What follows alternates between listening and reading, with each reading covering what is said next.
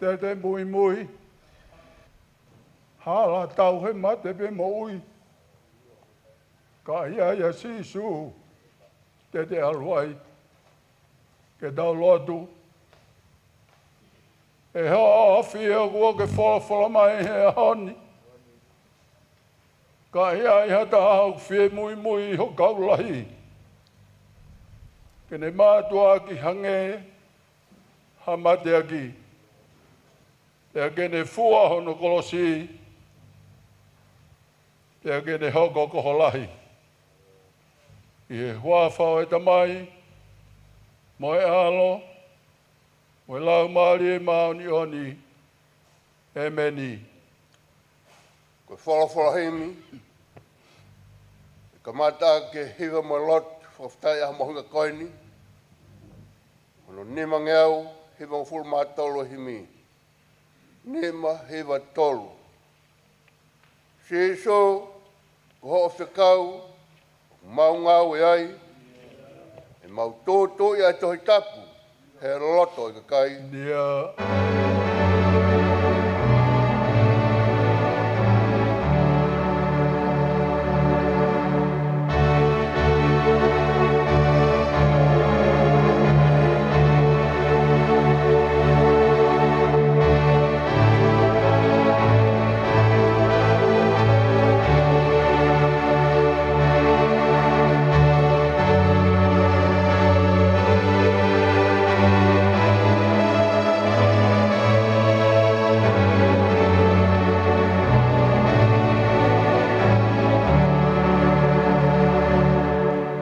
Kau, eiki, mei olunga, o whakauha mai, ke ai ha topu moha fua, ha utu tau e whai.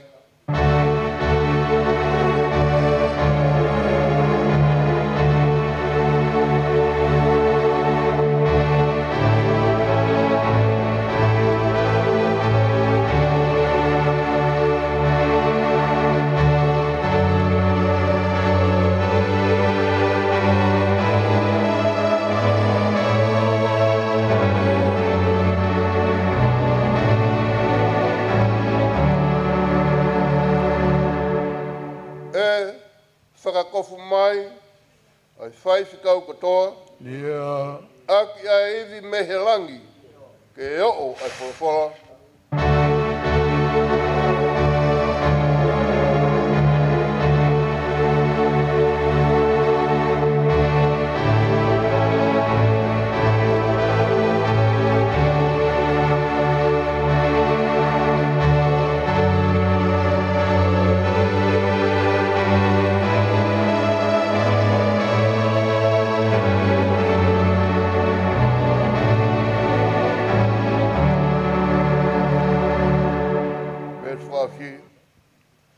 Omi, a reo a whea, mai a reo loafi, e taunga tonu e maurea, i o nau a tamai.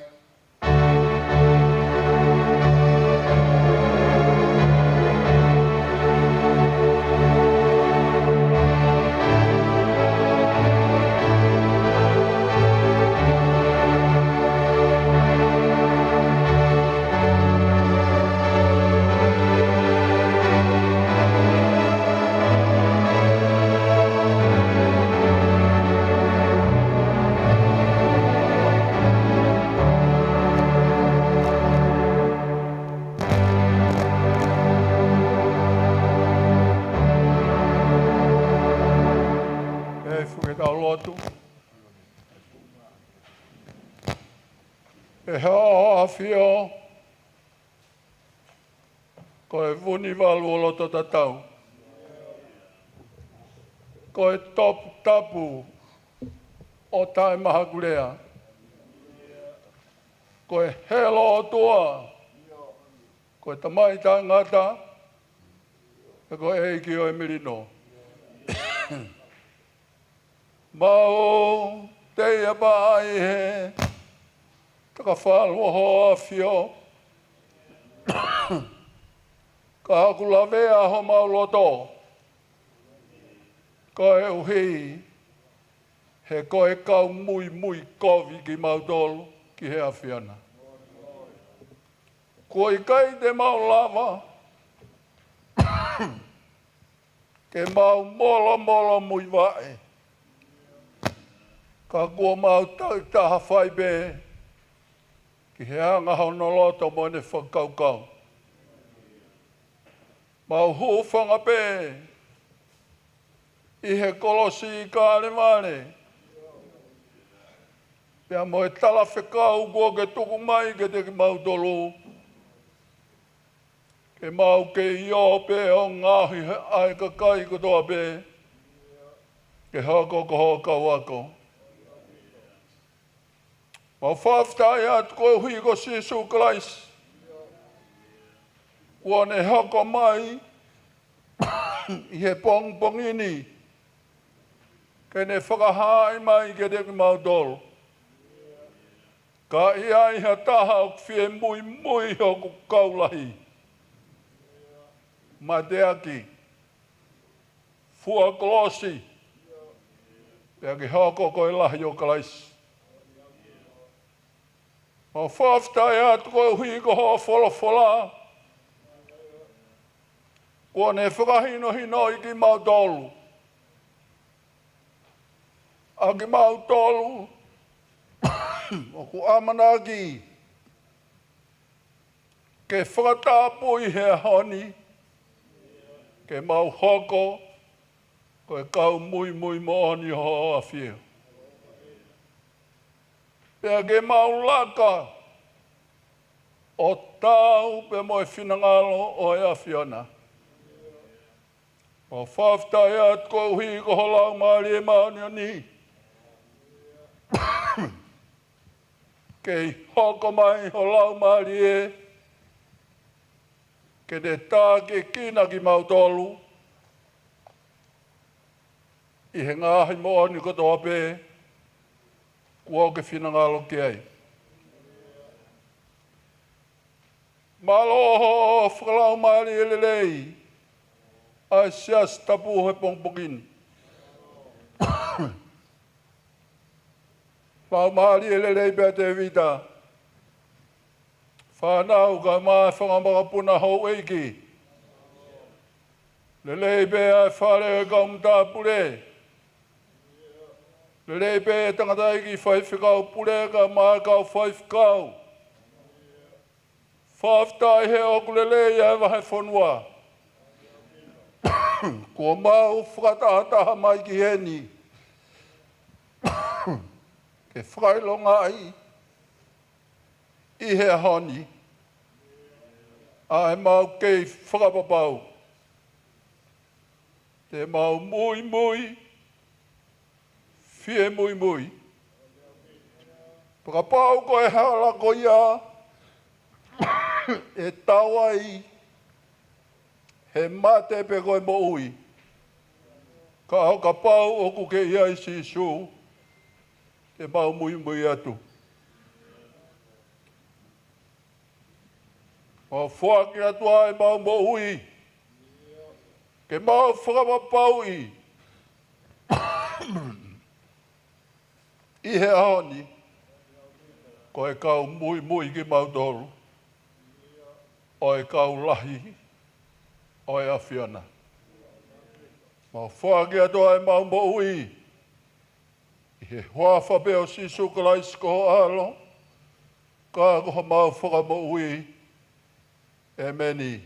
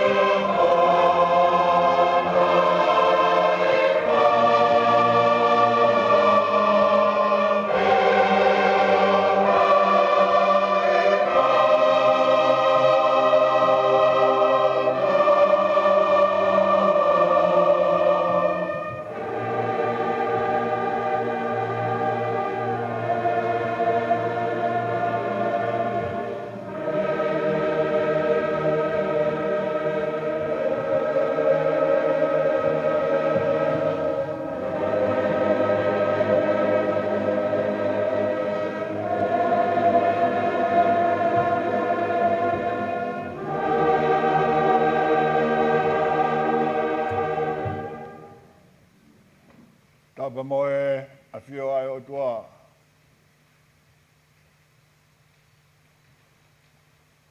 Te kokore ke hufanga he ngahi tala o whakotope.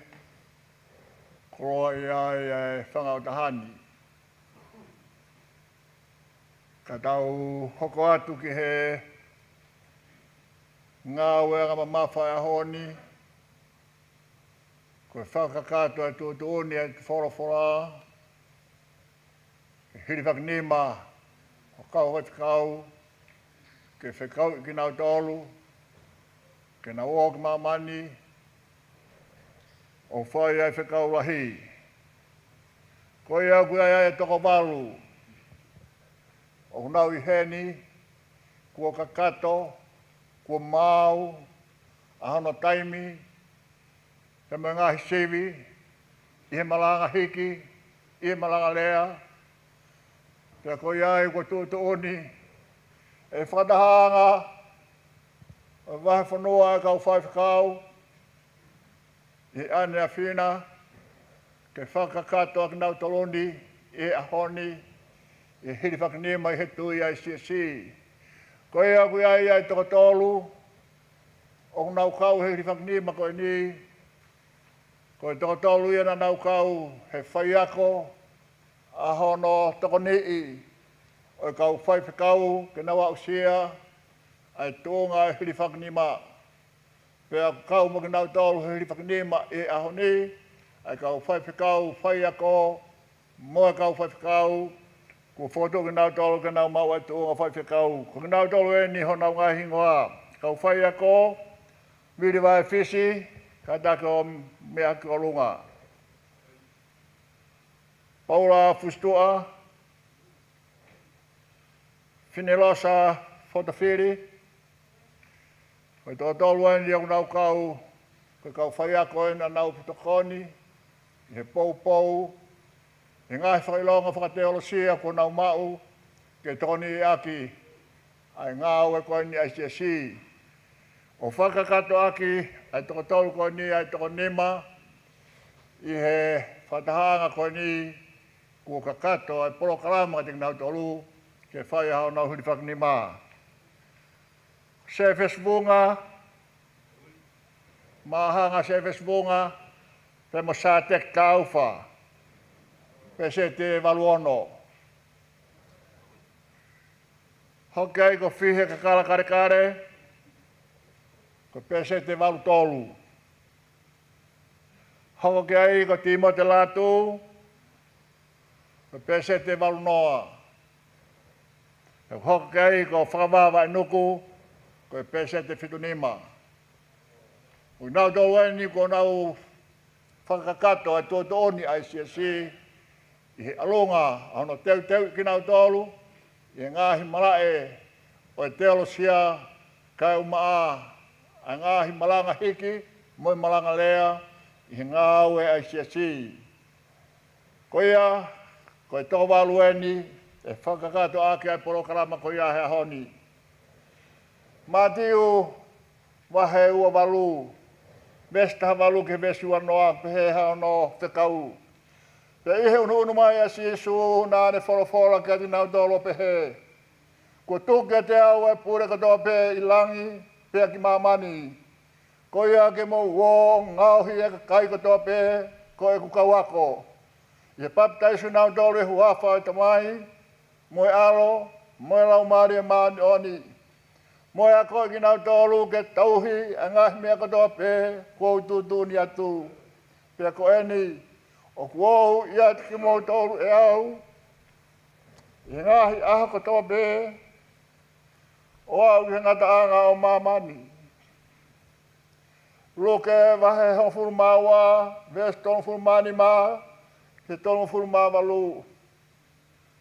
Ko ki mō tōru ke mau huke ho mō kofu. Te tutu ai pe ho mō mama. Te mō ta au. Mō hakau tangata. O taritari honau toru eiki. Hane foki mehita ane. Ko hika mai ia o tuki. Penau to rewa ki ai. Mono ia ka koe kautama eiko ia. Ai ilo ki nau tolu he eiki. Ye ne haere mai. O nau re ope. Kua we ko talatu. Tene hanga huke hana kofu o na. Mo ne whakata koto ki nau tolu ki kai. Kai ne tua teu. Kai ma nau tolu. Peka bau ko hono ua. Oi wasi aku ne Hawaii. Peka hono tolu. Ka aku ne ilo ki nau tolu o nau pehe. Pea mo nu ia ka ko ki nau tolu. Amen.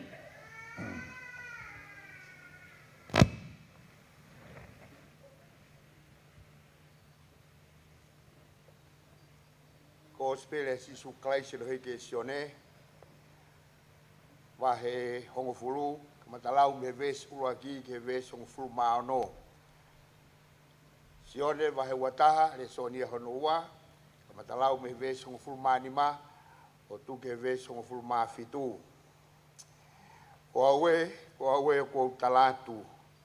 Ko ia kui kai hu he matapa ki he loto ACP, au ni kaka i he potu kehe, ko totaha ko ia ko e kai haa o whakamalohi. Ko ia ku hui he matapa, ko hatauhi o e whangasipi. O ku to'o e here o matapa, ki he tokotaha pehe, o ku tokanga, e ne whangasipi ki honore o. Pea ku ne ui e ne whangasipi a ana, i honau hingoa takitaha, o ne taki ki nau tolu ki tua a. Pea ka ose ne tuku ki tua a, e ne mea ana kotoa pe, o ku ne alu mua i e teki nau tolu. Pea o ku mui ai whangasipi ki e te ia. Ko hui o ku nau ilo honore o. Kai au pito te nau mui ki hakehe. Ka te nau hola me te ia. Ko hui o ku kai te nau ilo ai reo oi kehe. Ko whakatata ko e nina e whai e si su ki e teki nau tolu. Kanei kai ilo e whanga. Kanei kai ilo e whahinga ko ia. Ko e ha e ne rea o ku whai mai. Ko ia na e toi wholofola a si su. O awe o kou talatu. Ko au koe matapa o e whangasipi. O ki nau tolu kotoa pēna e hau o mua ia te au. Koe kau kai haa ki nau tolu mō whakamalohi. Kāna i kai tokanga ki te ki nau tolu e he whangasipi. O au pē koe matapa. Ka kua huha taha i te au e whakamo ui ia. Pea tene hu atu, pea tene hu mai. O mau mea kai. Talai hai o kuhawa e kai haa ki ha mea. Ka ke kai haa pe mo tāma tei, mo mau. Ka kuau o kou hau ke mo mau ai mo ui. Pea ke mau o lahi au pito. Kuau koe tauhilerei, koe anga we tauhilerei. Ki atu ene mo ui ko uhi koe whangasipi. Koea o ku ngāu e totongi pē, pea kui kai ko hatauhi sipi. Koe toko taha o kui kai a ana totonu a e whangasipi. Ka sio ia koe urofi ena o ku hau, pea teneri ake a e whangasipi o ne hola. Ka ku pōki nau tolu, e he urofi o whakamo vete. Ko hia koe toko taha ia o ku ngāu e ki he totongi. Pea kui kai mamafa ki he te ia, ai whangasipi. Ko au, koe tauhilelei. Pea ku te ilo ai ngahi mea a ta. Pea ku ilo kita e he ngahi mea a ta. O hange o ku ilo au e he tamai. Pea mo au, o kou ilo ai tamai e au. Pea kou atu e ku mo uhi koe whangasipi. Pea kui kai kau i he loto a. Aia o kui kai kau i he loto a ko e ni. Ua pau ke utake e whahinga ko ia foki. Pea te nau tokanga ki hoku reo. Pea te nau hoko ko e tākanga pe e taha. Pea taha pe ai tauhi. Te soni hono wā. Sione wahe wofuru mātaha. Ves taha ni maa ki he taha fitu. Pea kua whailewa e nau pere ke whasi. Pea mea e si su ki e Simone Peter. Simone, foha o sione, o ke ofa ki te au o lahi, ia nau toluni, pea ne pehe ki ai, io, eiki, o ke mea i o ku ofa mooni ki te koe. Pea ne wholofola ki ai, whawhanga, sia ku whangalami. Pea ne toi mea ki te ia kohono tu o wā, Saimone, whoha o sione, o ku ke ofa ki te au, pea ne pehe ki te ia io eigi, o ku ke mea i o ku ofa mooni ki te koe. Pea ne wholofola ki te ia, tauhi, e ku whanga sipi. Pea ne mea ki te ia kohono tu o tolu, Saimone, whoha o sione, o ku ke ofa mooni ki te au, pea mamahia pita i he tu o tolu. E ne pehe mai, o ku ke ofa ki te au, pea ne pehe ange. Eigi, o ku ke awhio ia mea kotoa pehe, o ku ke mea i, o ku ofa mo oni ki te koe. Pea wholofola asi isu ki te ia, ke whawhanga, asi e ku whanga sipi. Amen.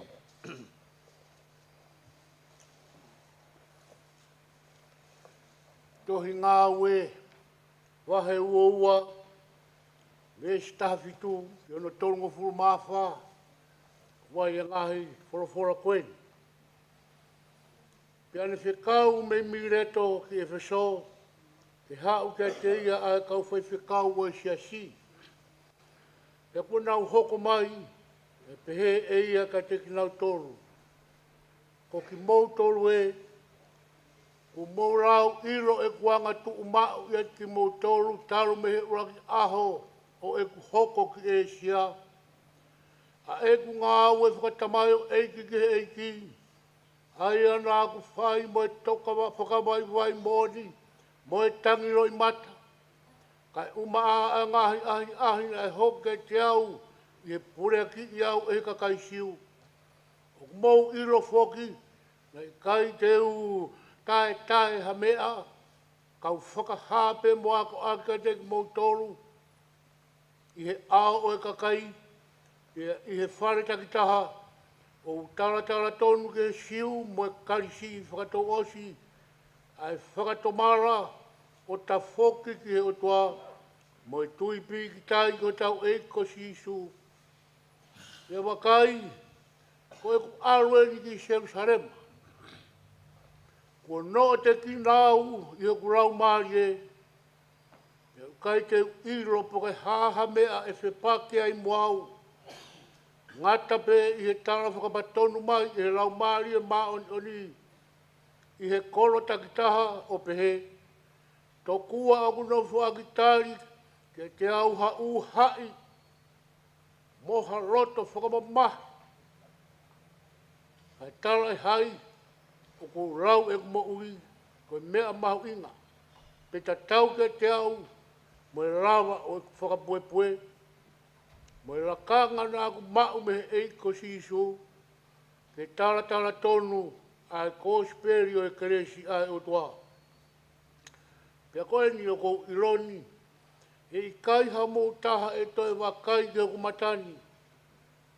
Aki mou tolu kou alu horai o maranga aki ai pure anga. Ko ia kou whakapapau atu. Ke aho koe ni. Kou ata me i homou toto. Hina i kai te utai ai whinangaro o e o toa. Ka nā ku whakahātu hono kotoa. Ko ia moura masi ki mou tolu. Mo e whangasipi i kotoa. Aia ko whakanofo ki mou tolu e lau maari e mā oni. I ho nau roto ngā. Ko ho nau kaureo. Ko e uhi ke mou tauhi ai siasi o e o toa. Aia nā ne whakatau aki hono tātā o nā. He kou ilo o ka hiri e kokosi. E hua tu ha whanga urofi anga marohi. Aia e kai te nau mamae ke whakasipi. Io, na a moki motolu. E tupu mea i hakau tangata. O kurea aki a ngahi mea o ku aru kehe. Ke toho aki a kau wako ke mui ka te ki nau tolu. Ko ia moure. O mou manatu koe tau e tolu. I he pō mo e aho. Nā i kai tūku e kuna i ki mou tolu taha. O whai mo e tangi. Pia koe ni, o ko tuku mo tolu ke o toa, mo e fora ka ene keresi, ke te ia tene mawhai ke lawa ho muranga hake, pia ke atu ai tofia, i he rotoro Tonga o ka kai kotoa pē, kua whakahauhaua. Nai kai te manu ki ha konga siriwa aha taha, pē ha koura, pē ha kofu. Io, o kumou ilo e kumou tolu, na ngāu e ai ngoni mani, ki he tauhi o oku, mo e kakai na ia te au. Amen. I biseri a Paula, kai ka Efesong, wahe whā, o na lau pe me hono fitu, tono taha tolu, ai au pe anu i tohi. Ka nā e whakeres ke te tau tolu tau ta, o whafuafua ke lahi o mea ofa a kalaisi, ko ia o kune whorofora ai, nene haere ki olunga, nene taki pōpula, hakoto pōpula, pea ne whaki mea ofa ki he tangata, koe lau ke ne haere ki olunga, koe hahano uhenga ka ko eni pe, tana ane haere hifo foki loro whanua, koe ia na ne haere hifo, koe ia me foki na ne haere hake, o osi hifo e ngahi langi, koe uhia ke ne au ni ui he mea katoa pe, pea whaki pe e ia ni ihi o apostolo, hani ihi o palo fita, hani ihi o evangelio, hani ihi o tauhi mo whai aku. Ko hige osi sau ni ka kai lotu mai ngau e toko ni, mo langa hake ai seno kalaisi, ka eua ke tau au sia katoa pe ai tui taha, mo ilo taha ki he alo e otua, ki au sia e tangata hauhawa, ki au sia e fua, ko e lahi o e kakato o kalaisi. Ua nge au, tolko fulu maa hiwa o himimu mea pei lalo, ki tau hiwa, eiki ke tāpua ki, au kau tamayo eiki, aia nā ke where ke nau whairo koe,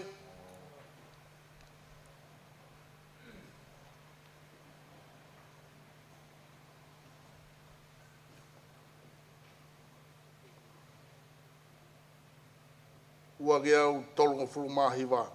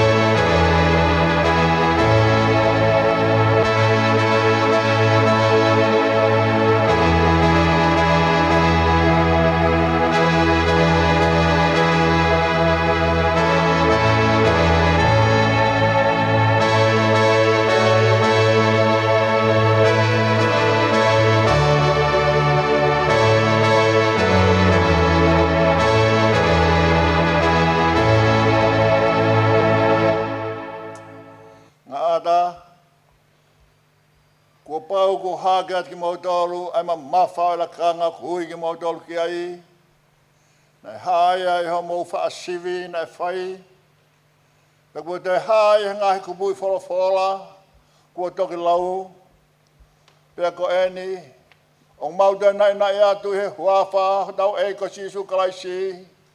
Ke mou manatu mau pe, ke mau inga i tuunga, moe ma mawhau ngā ue. Kua whakanofa ki mautaru ki ai, aia koe kau whaiwhakau, koe kau reo, moe kau tau koroa ai eiki, o a mautaru ke ngau e ke whamiri o eiki, ke ako mowalo ki nau tolu, pea ke tona ki manau tolu, o whawhanga, ke tona manau tolu o whawhanga, o a mautaru whoki, ke kumi ke whangasipi a klaisi o mwete vete, pea ke tokanga ke ne whanau o ku holoni he mama kovini ke nau mau ui ia klaisi o tangata ko ia ke pulusi ai pe i mo loto ai me ani ko fahinga ki mo tolu ko tuanaki o tuki ai hafu kolola i ke tauhi he ko sipi whakatahu a klaisi pe ko te tongi nane atu ki ai ko ene mo ui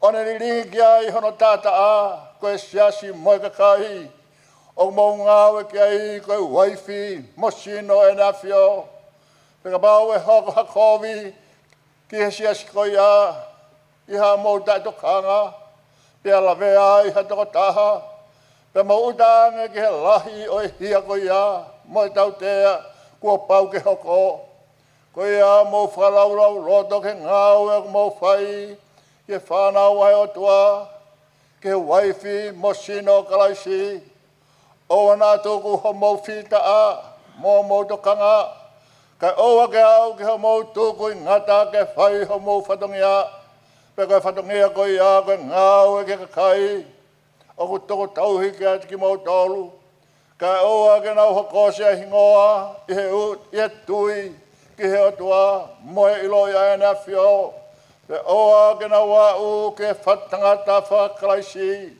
o i kai ke ia i haava i he siasi ke huma iai hako naki whakahe pe hanga mo saa ko ia mahino ai mamafa ho mo lakanga mo whaingata foki ko ia nei me tau ke lai ho mo teuki ai ko mea i he taha ko mea e taha te ria e eki kua ne ui ki mo talu ki he tuunga maarunga pehe ki ho mo whakawhetai mo mahuinga ia iai pea koe mea e taha na ai ha mo whaihala mo talu pe mea e taha na tupu i ha mo ngau e whaihala ai ni ihi ko ia koe ki naki atu ke mo hanga ke otua ke mo mau me te ia ai whi whai mai mawhai he ko ene a whio ke mea mai ko ia mo lotu whakamato ato kene hifo ke ati ki mau tolu hono lau maari e tāpua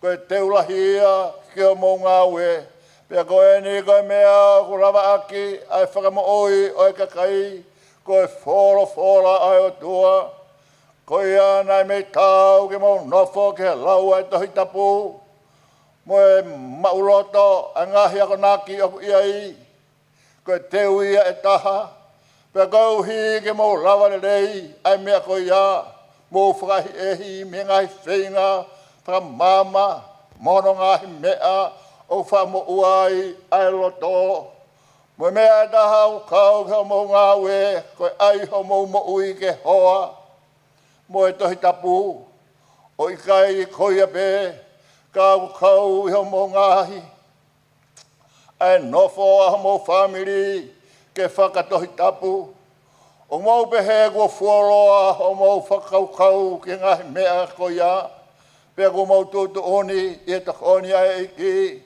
ke au fuato ke mo ngā we ai lakanga ko eni ko whinangalo ai o tua ke mo iai pe ho mo tokanga ke mea ko ia e pe taha o tio ke mo ngai whinga mo wako pe de mo lotu mau pe ke o tua ke tamai ia sisu kalaisi ko tau mo hu kene to khoni me langi a ke iwi lau mari maani oni te mo lau ai fora hi a ko to pe o fora lau loto ki ai ko hi ke whakau tu ho mo malohi he ngā we kai uma de mo whinga ke tata ho mo ui mo nofo ho mo ngā family ke hoa mo tutu ni a kalaisi ka mo hoko ko ngā whai taki anga le lei ki he kakai ka nea ngane mahino ke ati ki mau tolu whai whakau ho mo roto ia ka mau whakaamu ke hā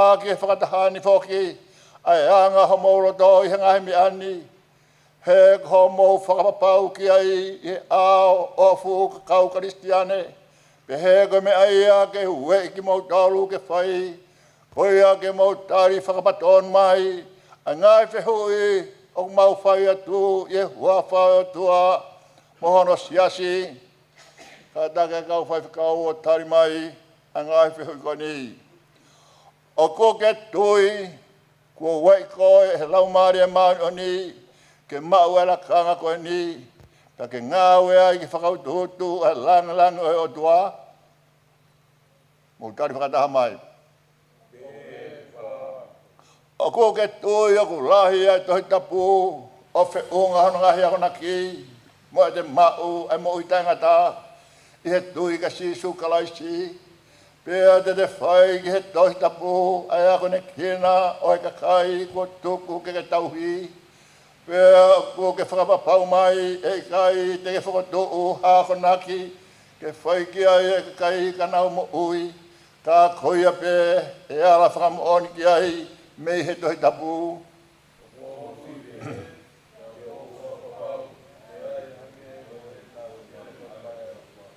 Ko eni te mau whai hau mō ngā au e whakawhai whikau i he pūre ai konferenisi si Wesleyan tau taina Tonga. Ko ia kou whehu i atu, pia ko mō lau ai ngahi tohi nai atu ke mō lau, pia ka ko ia Ouau whie ilo pia ko mō tui o ku hoa mo i tai tapu ai ngahi toka te rene a tau siasi.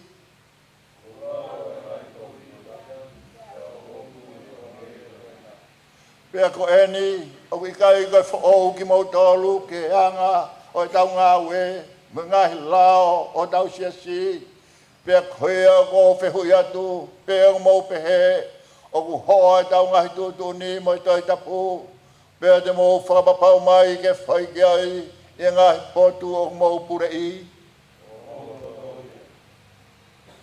Ke mau whakapapau mai, te mau whai tokanga o mau ngā we, ai Malanga ki a ngai toka te rine, ai whai e sakrameniti, me whamau o e siasi o tau, me tutuni a karaisi.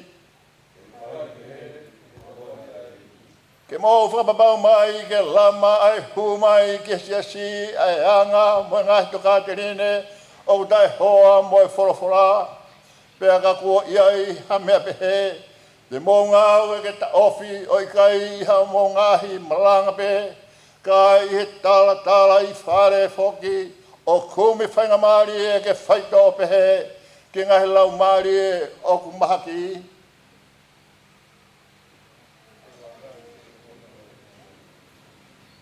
Ke mō whapapau mai, ke mamafa, ki he lotu i he dilo, mo e lau tohi tapu, mo ngai whahinga ako, o utakoni ke ilo e whorofora, o whakai ehi me ngau e whakamamani, i mamani mo i kakano. Ke mō whapapau mai ke tokanga ki ati ki mō tolu, moho mō ngai whamiri, ke hoa ho mō anga mo ngai toka te rine a karaisi, pe ke whai tuku i ngata ke mō hoka mo a ke mō tolu, moho mō ngai whamiri ko e sipinga rei ki siasi. Ke mō whapapau mai, te mō whai tuku i ngata, i he mamahi'i, o e merino, mō e whewho whani, ai Kristiane katoa pē, kai umā i he ngai siasi, o mō tauhiki ai. Ko mō loto ke whakapa, mō whakaongo, ke kau whai whakau, aia e tuku ke ati mō tolu ho mō pure i, o tali loto le lei, e nau ngahi tāki tala, mo whare i. Tawange mo o tua mafi, ai a kone atu ka te mo tolu, ai loto whia whai ke mea mamawhani, ke ne atu whoki ke atu ki mo tolu haiwi, ke whakai ho mo fuakawa, pia ke ne whakakato e ne ngāwe, ko kamatai ho mo roto, ia sisu kalaisi, ko hotau eiki, kainga, o tō i he kosperi na tohi e luke, ta kua i he whai a kalaisi, ke whakanofo e ne kau apostolo, nāne o siki ai pō i he ne lotu ki o tua, o ku tūwhoki i he toi ngā we, nāne au kai mo lotu ai siasi Antioke, i he nau whai ke whakanofo a Paula mo pāne pasa, o tuku atu ke na ngā we, koia tau whai taki ki a kalaisi, mo ene kau apostolo, o whai mau hafu whia, ia te ki ke tau whanofo ai tunga meani. Kore atu ki hesi asi, tau lot whaolongo. Ia ki miniti o hūwhia mai ai kau whai whikauni. Ke tau lotu.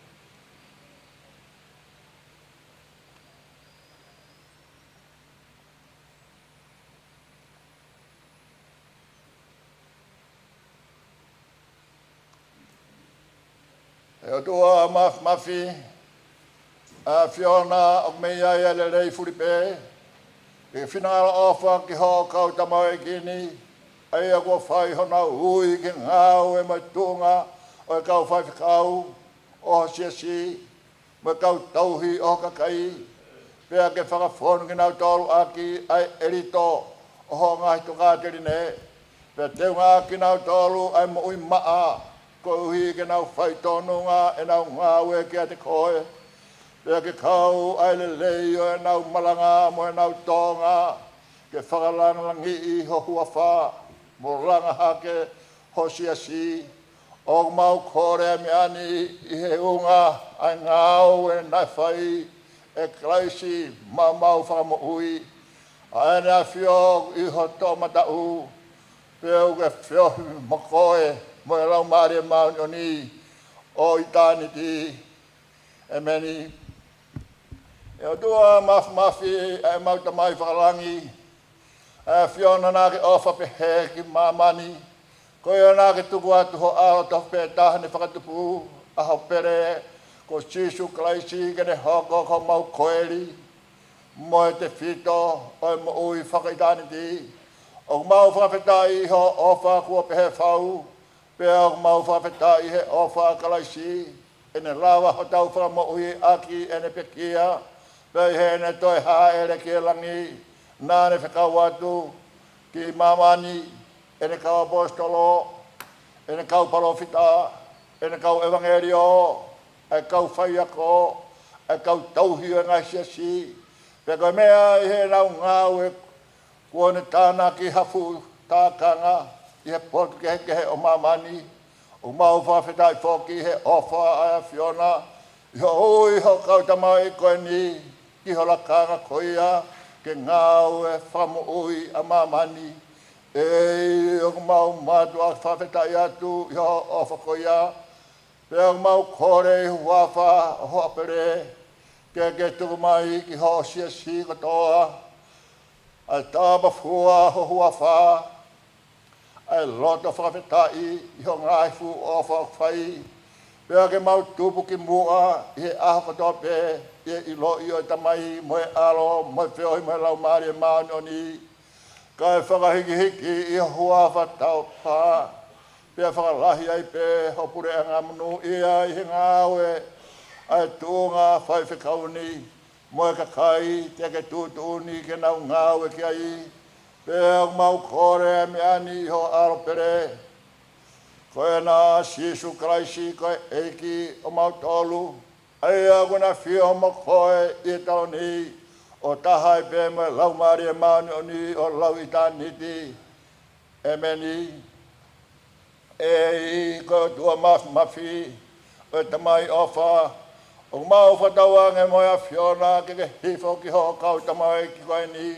Hafu kresi, ke nau nofa teu ai pe ke maranga aki ho kosperi, pe koe mea ke nau lakanga pure, ke nau ngawe aki, ke aonga ki he kakai, o ikai ke mau i, ke nau tolu, koe uhi ke lau ki nau tolu, pe kau tamau e ki tonunga mo poto, kua nau ange ke family ho nau inasi, i he taimita tonu, kai whai pe whakahu ki nau tolu, ke whiwhi o i tāniti, o mau kore me ani a Jisu Kraisi, koe eiki o mau tolu, ai au na whio i o taloni whakataha mo koe, mo rau maari a maano ni, koe tahai o tua o tai ngata, pea tai ngata e meni. Kaya atu ke taimien ke saya e tau ngā au e Hilifakinima. Kore atu ke kamata pimewiri. Ataki mai ki muani.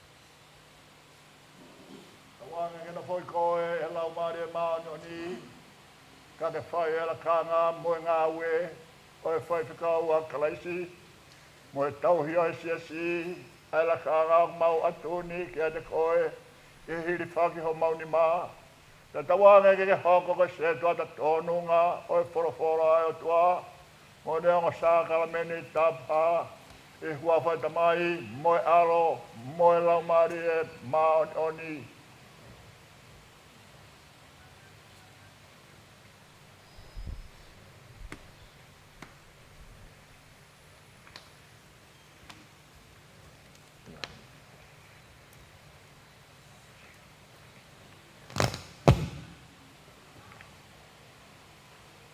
Ho maua e Viani hengo fua ke Malanga aki ai otua pe ke whai e o saka me tapa i he whakataha ai siasi i hua whata mai me alo me lau maari e maani oni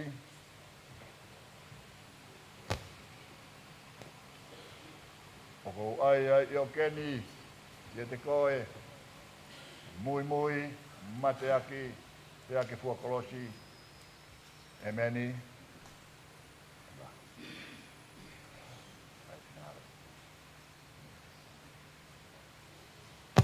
hoko ai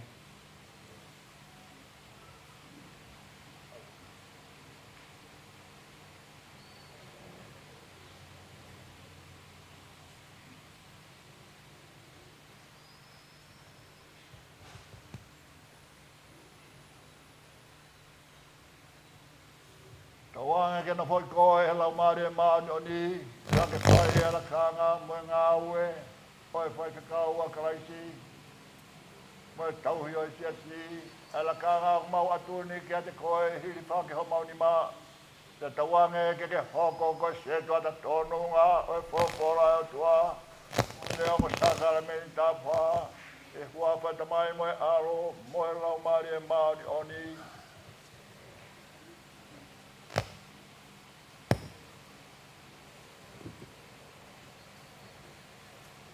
Ho mau ai me ani, ai ngā fua ke Malanga aki ai o tua, ta ke whai ai ngā saka me ni tāpā, i e whakatahanga i siasi.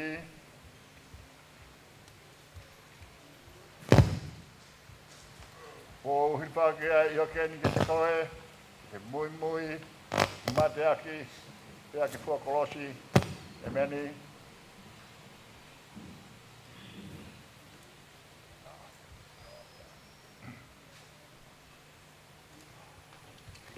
Ho mai whini ko kako pita, ho mai mai.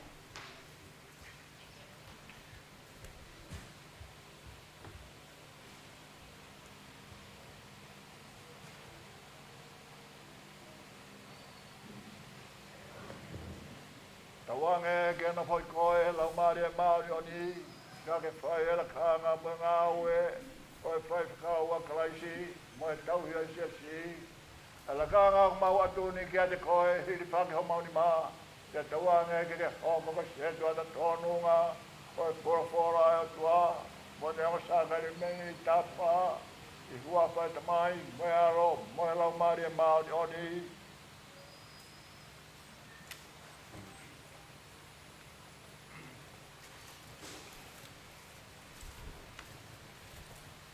ho mau ai me ani, ai ngofua ke Malanga ke ai o tua, sa ke whai ai ngasaka meni tapuha, e ngai whakatahanga e siasi.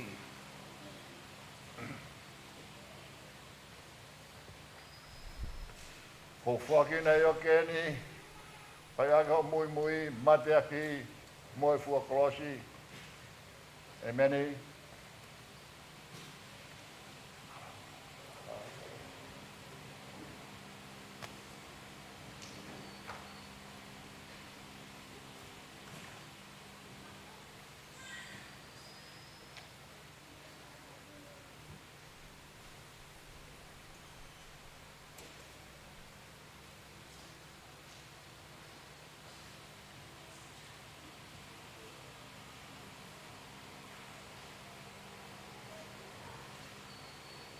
Wanga ke na foi koe he lau maare maoni ani ka ke whai ala kanga moe ngā ue ai whai whikaua kalaisi moe tauhi o siasi ala kanga mawatuni ke a te koe Hilifakinima ke tawanga ke hoko ke setua ta tonunga o e fora o tua moe neonga saka me ni tapa i huapa ta mai moe aro moe lau maare maoni oni me ni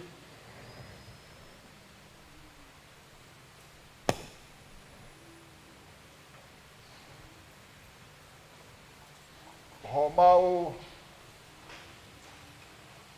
e ni ai ngofua ke Malanga ke atua ke whai e ang saka me tapa i whakatahanga i siasi.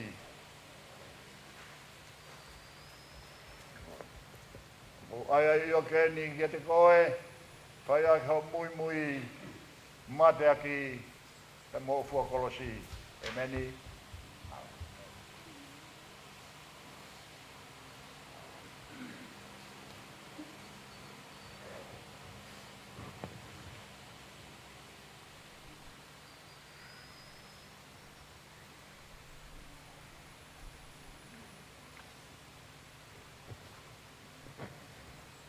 Tawange ke na poi koe he lau maare maoni o ni, ka ke whai ala ka ngā, moe ngā ue, ai whai whikaua kalaisi, moe tauhi o siasi, ala ka ngā mau atoni ke a te koe Hilifakinima, te tawange ke hoko ke setua ta tonunga, o e fora atua, mo te ang saka meni tapua, i kuapa ta mai moe aro, moe lau maare maoni o ni,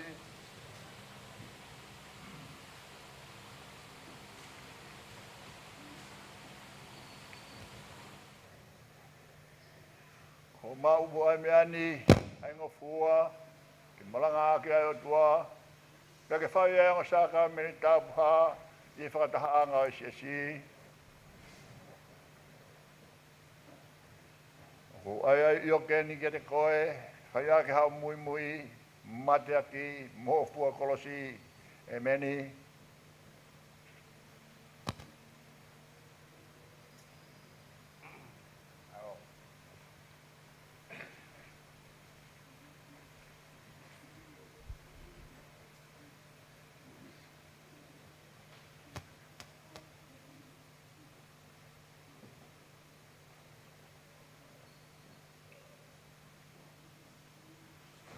Tawange ke na foi koe he lau maare maoni o ni, ka ke whai ala ka ngā moe ngā ue, ai whai whikaua kalaisi, moe tauhi o siasi ala ka ngā mau atuni ki a te koe, e Hilifakinima, ke tawange ke hoko ke setua ta tonunga, o e fora ai o tua, moe neonga sākala meni tapua, e kuapa ta mai moe aro, moe lau maare maoni o ni,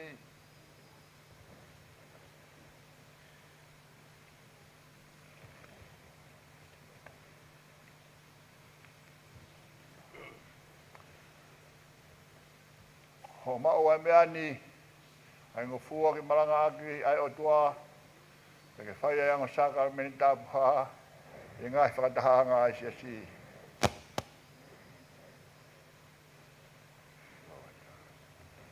O Hilifakinima ai o keni, ke te koe, whai ai kau mui mui, mate aki, mōfua kolosi, e meni.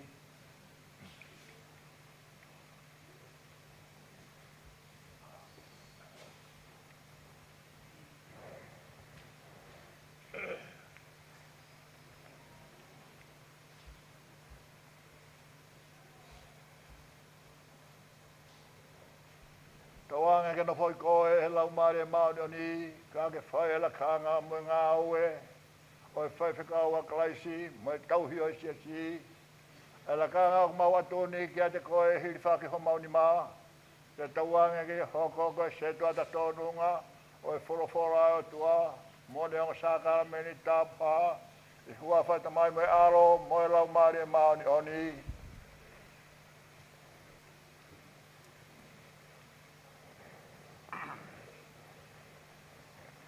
ho mau ai mea ni engo fua, ke Malanga aki, ai otua, te ke whai engo saka me tapa, i ngai whakataha i si.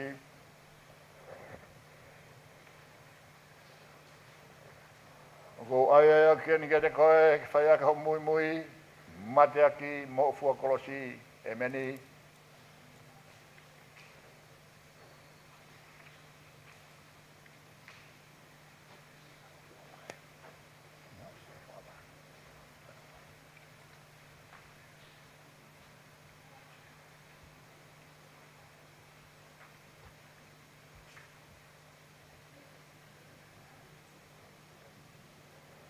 Tawange ke na foi koe he lau mare mau ni, ka ke whai e la kanga mo ngā ue, o e whai whakau a kalaisi, mo e tauhi o e si, e la kanga mau atuni ki a te koe Hilifakinima, te tawange ke hoko koe se tua ta tonunga o e forofora o tua, mo de o saka me tapa, i hua whai tamai mo e alo mo e lau mare mau ni oni.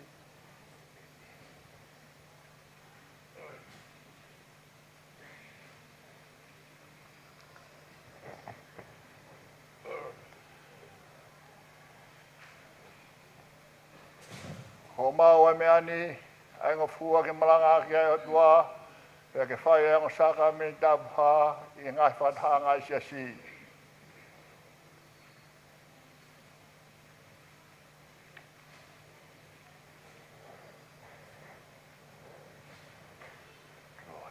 Ko ai ai o keni ke te koe, whai a kau mui mui, whai a kau mate aki, whai a kau fua kolosi, e meni.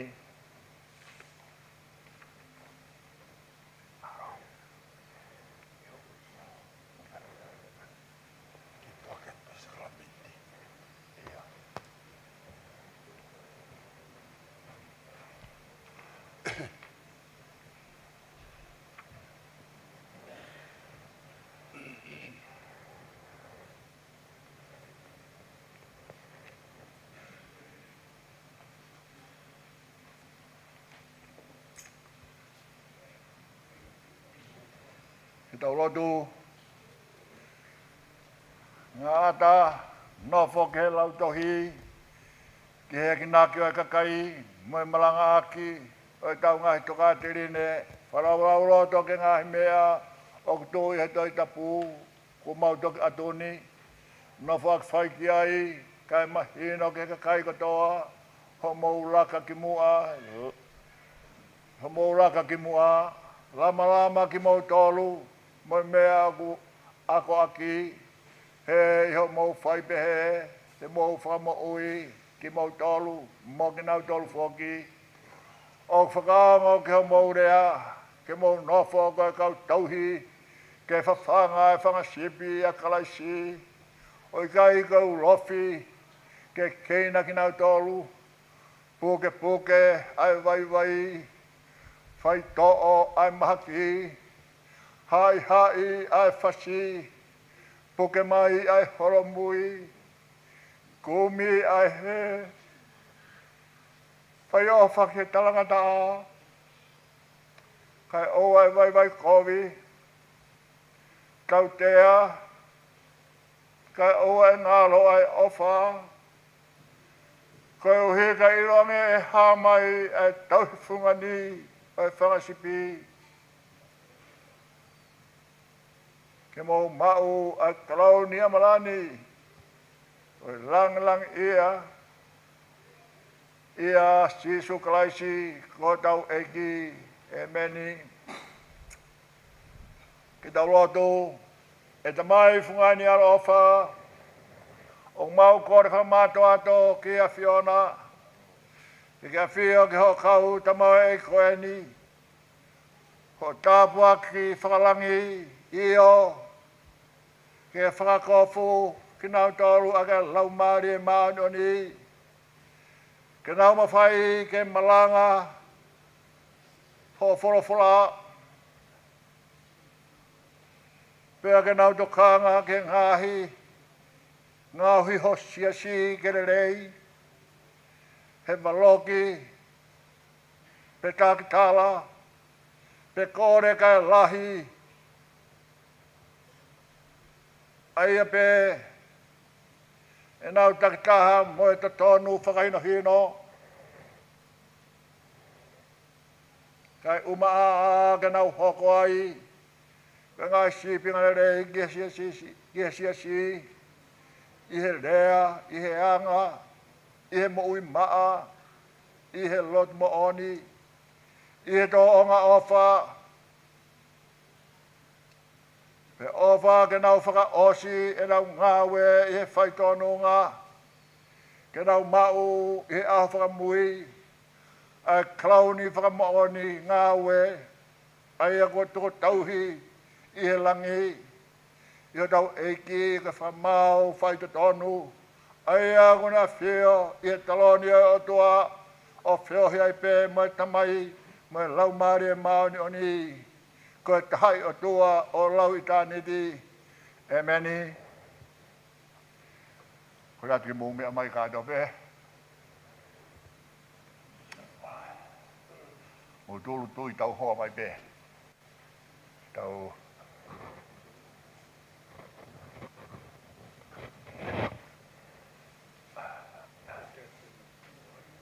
io, eh? Senti. Senti io.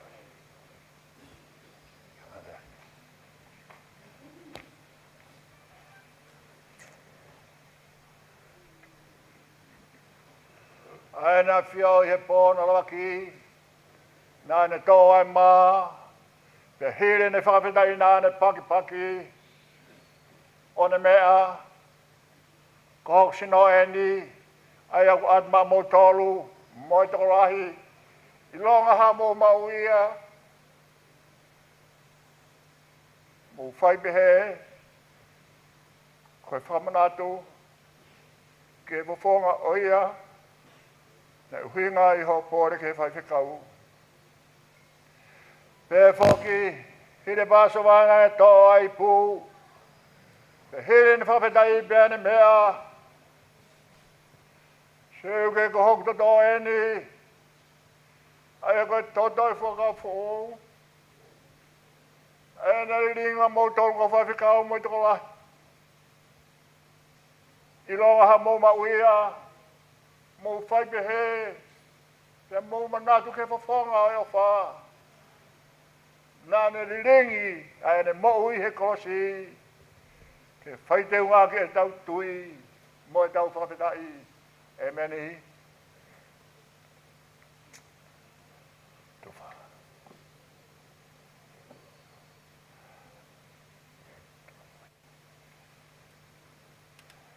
Sino tau eki.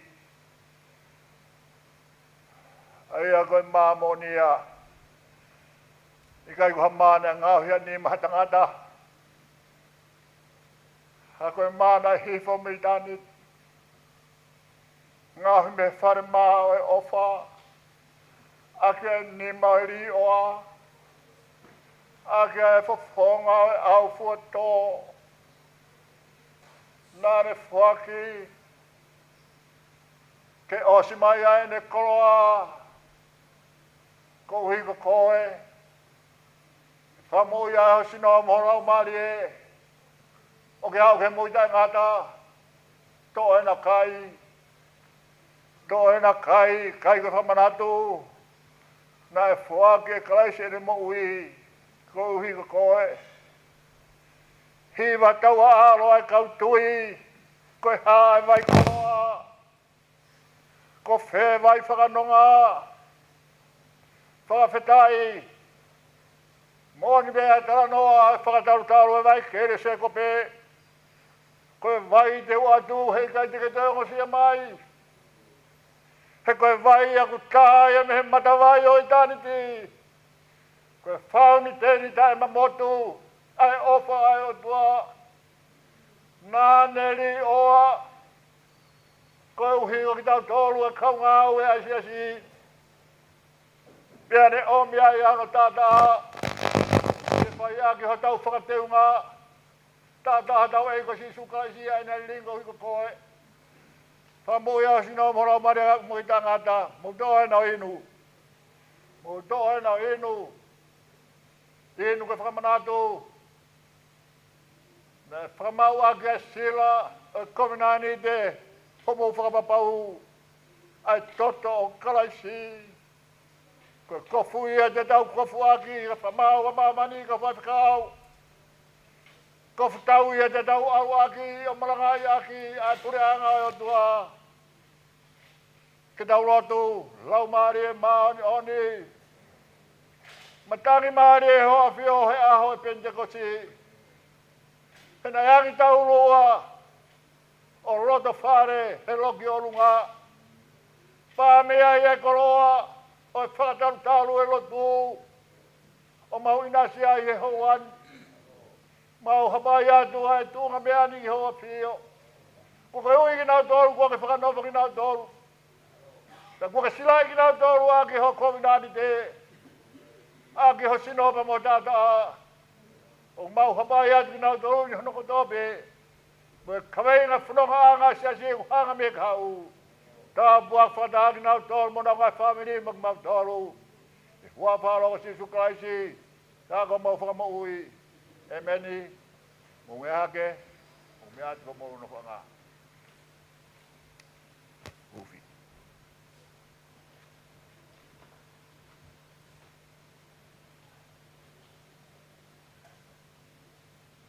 Malo, lawai. Konga uruaki o tau porokalama. O Hilifakinima kau Vahefonua. Malo ho maulot. Tau hoka atu he konga honoa. Porokalama honi koe Malanga. Tau whokirewa ke hono porokalama o hoko atu ai. Malo vito.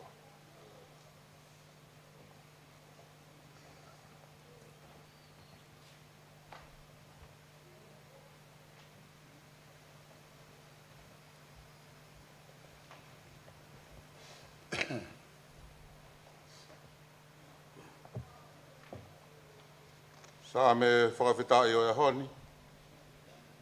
Sa me Ouau. Sa me Ouau. Tau lau pe ia heanga maheni. Vesi ua tolu. Tau lau whakataha i hono tolu ngofuru mātaha. Sa me Ouau. Vesi ua tolu i hono tolu ngofuru mātaha. Ai kau apasia kia Sihova, mo whakamalo kia te ia. Ai hako furipe o se kope, mo whakahiki ia. Eo, pe mo apasia kia te ia, aha isileri kotoa.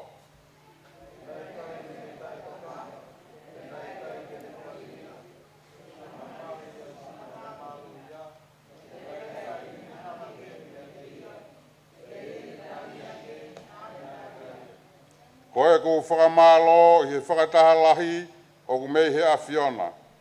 Te whai e tuku mo ui i he ao e kakai o ko lotu kia te ia.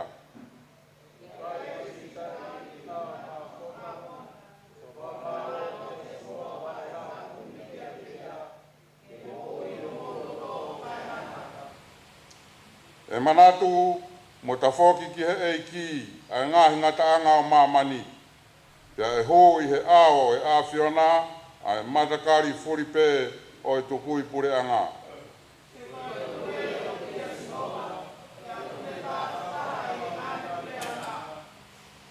E kai molotu e whahinga sino o mamani ko ki nau tolu ko me alu hifo ki hefu te nau tūlu tui ki ai. Moi au ki kai lava ke ta ofi hono lau marie ke mo ui.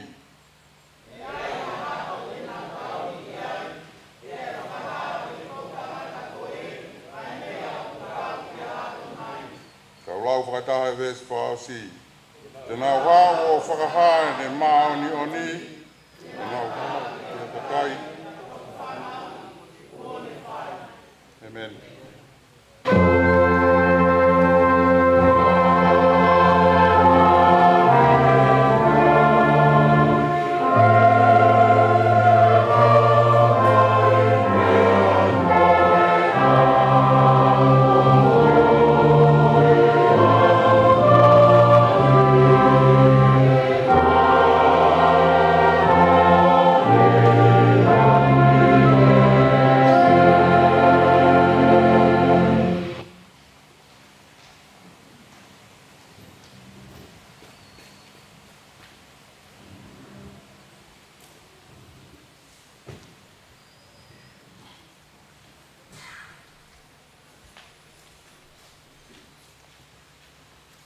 Oe, forfola te tau te whanau ki ai.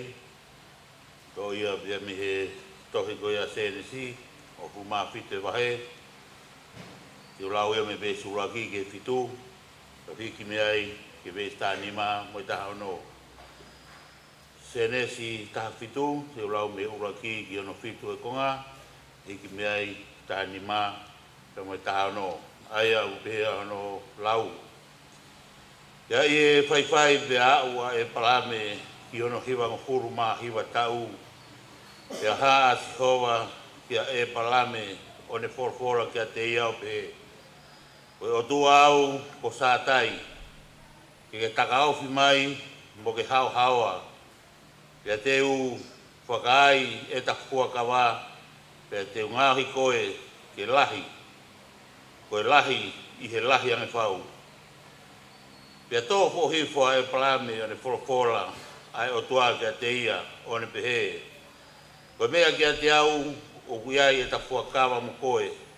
Pia te ki hoko koe tupuanga o ha fui pureanga. Pia i kai ke ui ho hingoa ko e palame ka ko tupuanga o ku eiki. Ka koho hingoa ko e palame ko tupuanga o ha tokolahi. He kou tutu ni koe tupuanga o ha fui pureanga. Io, te ungahi koe, ki whai whanau, au pito. Ka ke hoko, koe ngahi pureanga. Te tupu mea te koe, ha ngahi tui. Te te whakapau, e whakawa mo koe. Te amoho hako amui. O lau i tau tangata, koe whakawa ta ngata, ki unofo koe otua kia te koe, te kiho hako amui. Wesi ho fulmani mā. Pea forfora e o tua kia e palahane. Koe mea kiho waifi ko se lai. E i kai to ui aki a hingoa ko se lai. Ka ko sela hono hingoa. Ko fefine pirinisi. Pea te u tāpua ki ia. Pea te u tuku foki. Kene mau hafoha ia te ia. Io te utapua ki ia, pēr tēne hoko koe ngahi pureanga, e tupu bea te ia, a ngahi tui o ngahi kakai. Tau ngata pēr mi ai. Amen.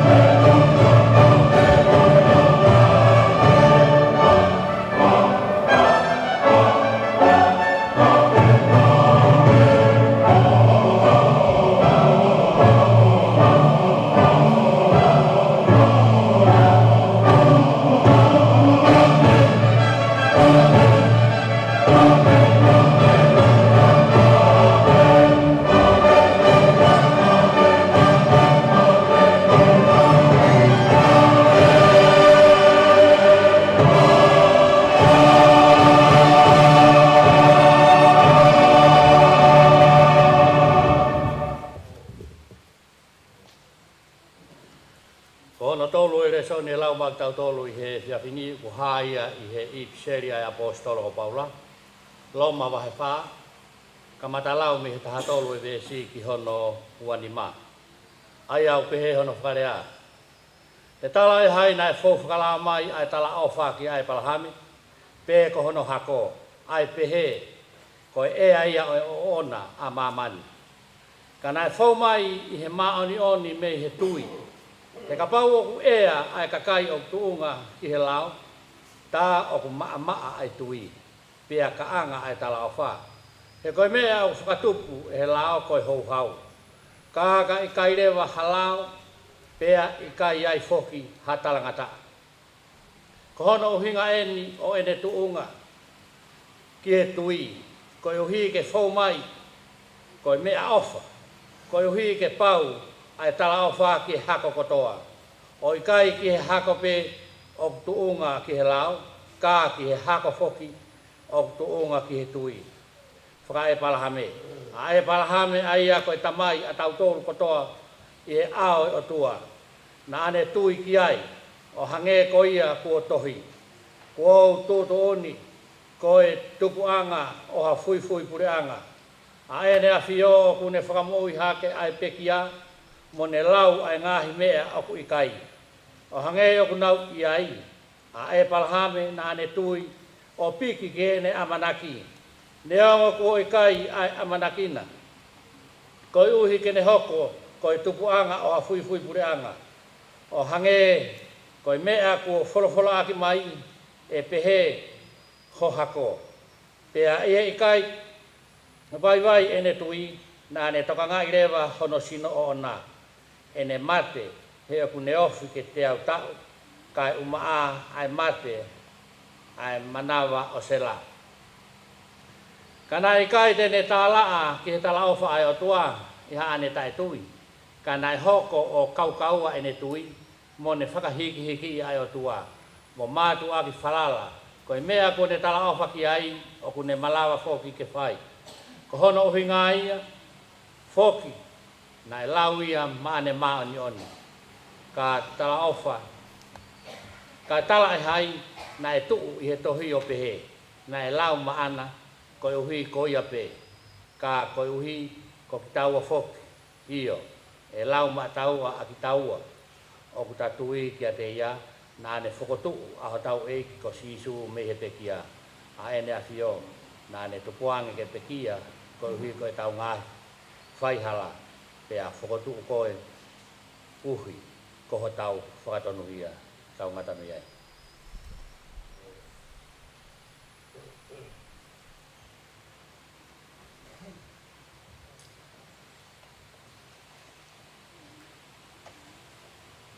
Ko e resort faos te tau toe whanong gai, o whai ai he ngong reo si sukalaisi, no hiki tohe māke. Wahe hanu walu, pa koe vesi tolong fulma taha, yono tolong fulma walu. O ngong reo si sukalaisi no hiki tohe māke, wahe walu, te ulau ia pia mihe tolu taha o e vesi, o tuku ki hono tolu walu. Ai au pehe, alau ai wholofola. Pana ane ka mata hinoi i ki nau tolu, ai pau ki whanau tama a tangata ke lahi hono whamamahi i. Pea ke whakatare ia e he kau mātua. Moe hou e ki taula e ki, moe kau skalai pe, pea ke tāma teki. Pea hire au e tolu e ne toi tuku. Pana ane tāma whakapatonu ai mea ko ia, pea ai vea pitang, o ne kamata waloki ki ai. Ka tafuriang a siso o hanga ki hene kawako. O ne waloki a pitang, o ne behe, tuki mui, setane. He o kai, o ngahe mea whakai o tua, o ku sio ki ai holodong. Ka o ngahe mea whakai tangata. Pene uia e kakai, whataha mo ne kawako, o ne pehe ka teki nau tolu. Ka ai hataha, o ku ne fie mui mai i hoku lahi, ke ne mātu aki hange ha māti aki. Ta ke ne fua kono kolosi, ta ke ne hoko ko hoku lahi. He koia tene whai ke whakawhi e ne moui, koe ne tuku ia ke more. Ka koia tene tuku ke more e ne moui kouhi koau moe kōsperi, koe ne whakahawhi ia. He koe hano aunga ki he tangata ke maua mamani katoa, i e ne ngāwe, kai more ai e ne moui. He koe ha e atu e tangata, ke whatau atu mai e ne moui. Ka kai hataha tene mai au e ku ngai tala i e ao o e tau tangatani.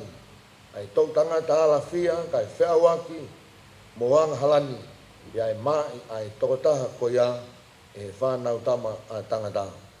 O ka haere mai ia mo e nau e ne eiki mo e hao fia ia e he kau a ngelo tapu.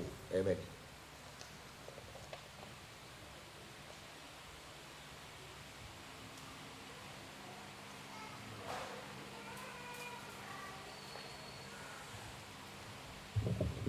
Bore sia stapu.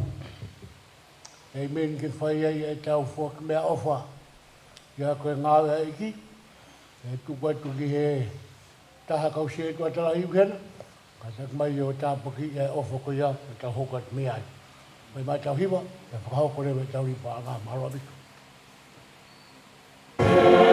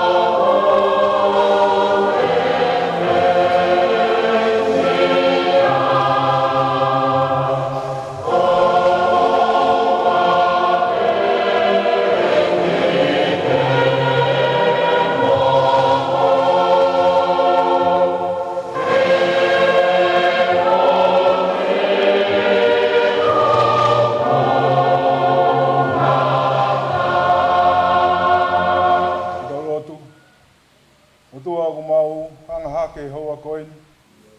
Whataha mai hau eiki. Ka mai toe ngai ka whai whikau whakanofo ia koini. Mo whakamalo atu, koe whakawhainga maari o ia ho. Kai whakahoko ai amanaki nā mau teu me ngai mahina ku mau situa me ai. Wataha mai atua mai ofa e ko whai ho si I he aho koini.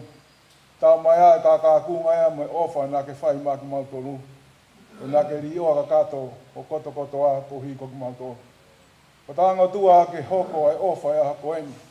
Ke whai tāpe kina ia ko hiko ho ngā hoe. Whai tāpe kina mai e ngai whamiri ko toa pē. Ka mai kaunanga mai tamau e ki ko hapai ai ofa koini. He koe to'o mi he kata masiwa. Whakato mai a me langina. Ka ke whai tāpe kina ai ofa ia ha koini. Ka tu e kei langi I ai pē ai a Fiona he mea ku mau fuaki. Mau kore katoa ngai miani o alo ka si suka ko mau whamui. E mei.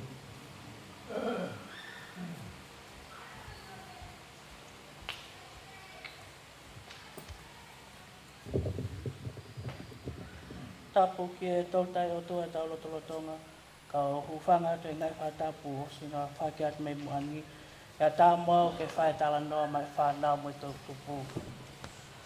My theme for today is taken from one of the scripture reading, Mark chapter 8, verse 34, which reads, Then he called the crowd to him along with his disciples and said, Whoever wants to be my disciples must deny themselves and take up their cross and follow me.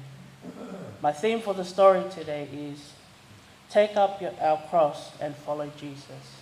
Take up our cross and follow Jesus. It's a story of a young boy and his father. They were delivering invitations around the neighborhood, and it was starting to rain outside. And this father, he was a pastor. He looked outside and told his son and said, It looks like it's going to rain. We might delay our invitations giving out to the neighborhood. But the young boy said to his father, Dad, we need to go tell people about Jesus and invite them to our church. Even on rainy days, people need to know about Jesus. So the little boy asked his father, Can I go out and deliver these invitations? The father said, Very well. He got ready and went outside, delivering every house in his neighborhood invitations to their church service on Sunday. He got to one house and the very last invitation. He thought to himself he's going to go knock on the door instead of putting it in the mailbox. He went and knocked on the door many times, but no one had answered the door. So he started hitting the door louder. He started hitting it harder so someone could hear the door. And then all of a sudden, an elderly lady came to the door. And when she opened up the door, he said, Hello, I have a message for you. And the message is, Jesus loves you, and we want to invite you to our church service. And that very Sunday, when his father was finished preaching, and then he said to the church, Is there anyone who would like to share anything before the service closed? This elderly lady was present at the church service. And as she got up, she said, That day I heard someone banging on my door was the day I was going to end my life. But the banging wouldn't go away. And the banging got louder. So I came and opened the door, and here was this young boy. And he gave me the message. Jesus loves you, and invited me to this church service. This young boy, he did not stay at home because it was raining. He took up his cross and went to give Jesus' message to the people who needed it. Young people and children of today, you also can do your part in taking up your cross. Here we have the new reverends who have been ordained today. They have taken up their cross and now they're in a new leadership role. So I encourage you, you have a part to play and to send that message that Jesus has given you. Take up our cross and follow Jesus. Amen. God bless.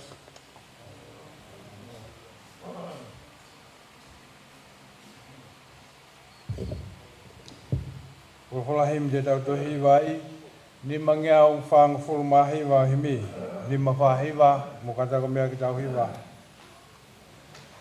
ke ofipe ki te koe ku hori e mo ku toe neo ngā koe hala fōu he whaingata a mea pe te ulawa ke mawai koe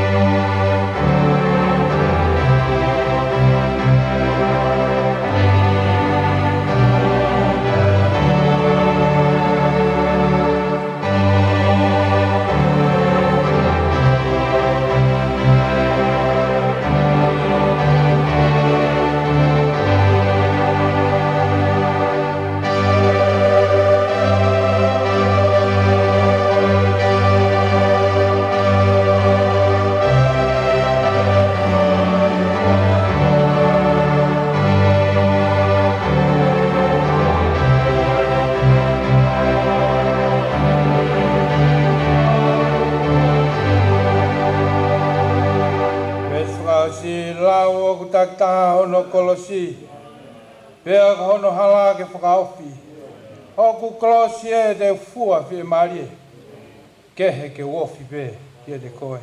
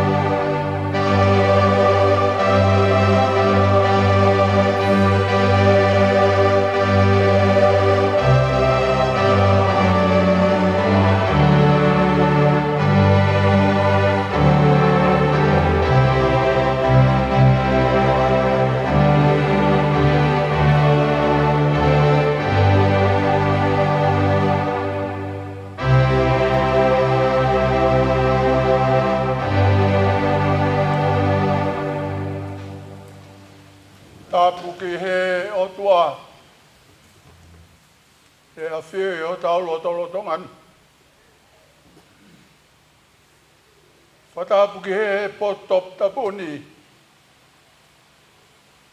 Whatapat te vita. Whare o kau matapure. Whatapuki tangata iki whaifkau pure Vahefonua. Mai kau whaifkau. Pea kua whatapuat kua tiki mautoro e whangatokoua.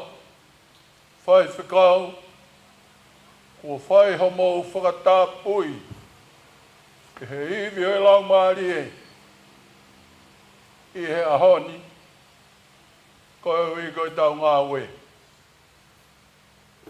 Whamalo atu homo rotu, nā waru hake ki he wani, kala mai reo matapā o he wani, Wesleyan, hala ata haki tā i patamuni. Toi foki. Foki o whenga haki tā i patamu i ke ri i hoki i waka. O whamalo atu ke he lotu o mau whai. A koe ku foki mai ea ke kumi haki tā i patamu. Pot whora ko whie whaia e Malanga. Ma e whangatoko ua whai whikau koeni. O haia he ongo lere o sisu Christ. I hono whae Matiu. E a koe rea koe ni a sisu. Ka pau o ku iai hataha ia ki mautolu o whie mui o ku lahi. Kene mātua ki hange. Hamate aki. Pea kene fua hono kolosi, pea kene hoko ko hokulahi. Oia haka veinga whanau, e atu maki mautolu, I he malanga koen. Ai e mui he kaulahi o sisu ke mon.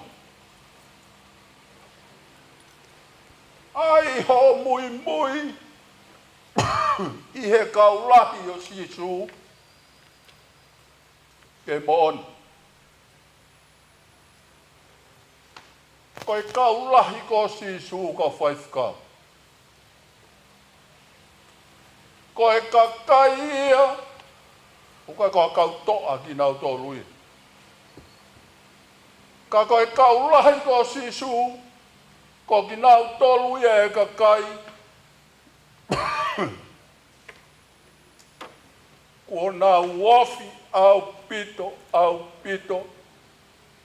I he oni koe o kuia ia kalasi. Pea ko ki nau tolu ai kaulahi o sisu. Ko e nau sio whamamau peki a sisu. Ko e nau laka to tapu ange he moe eiki. Ko ne to'o pe e top vae o eiki. Mono ato e vae. O e kaulahi o eiki.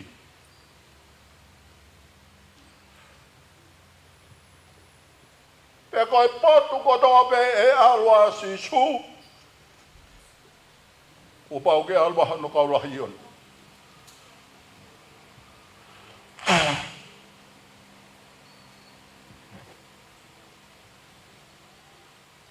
Ka pau e alwa sisu homo unga.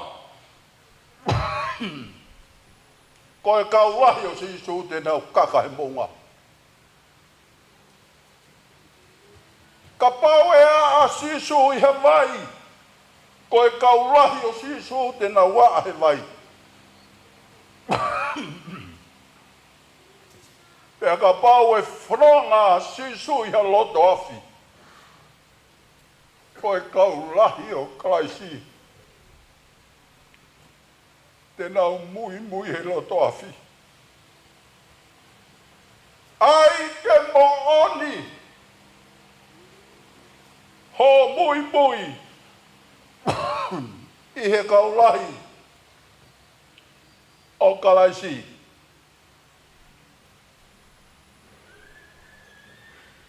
I kauhalauta.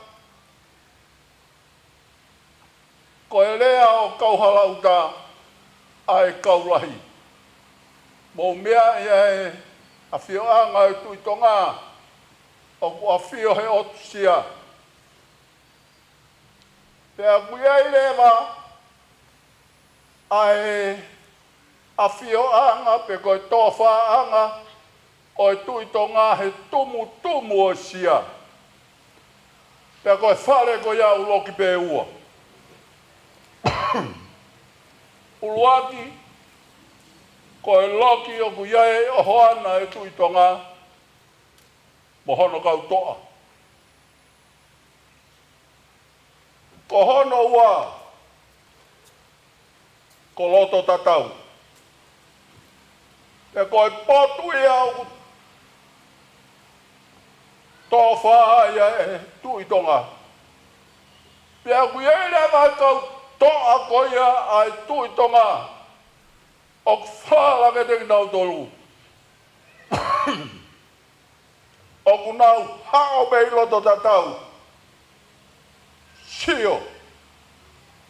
Tāpua ke he, me whatapu o whai, o I kaha kemo. Te ria na ia ha whakafonua kowe. Paka ia ha whola e tui tonga e whai, o ku tō tonua e ne wholofola. Kia teki nau tōru koe nofo I loto tatau.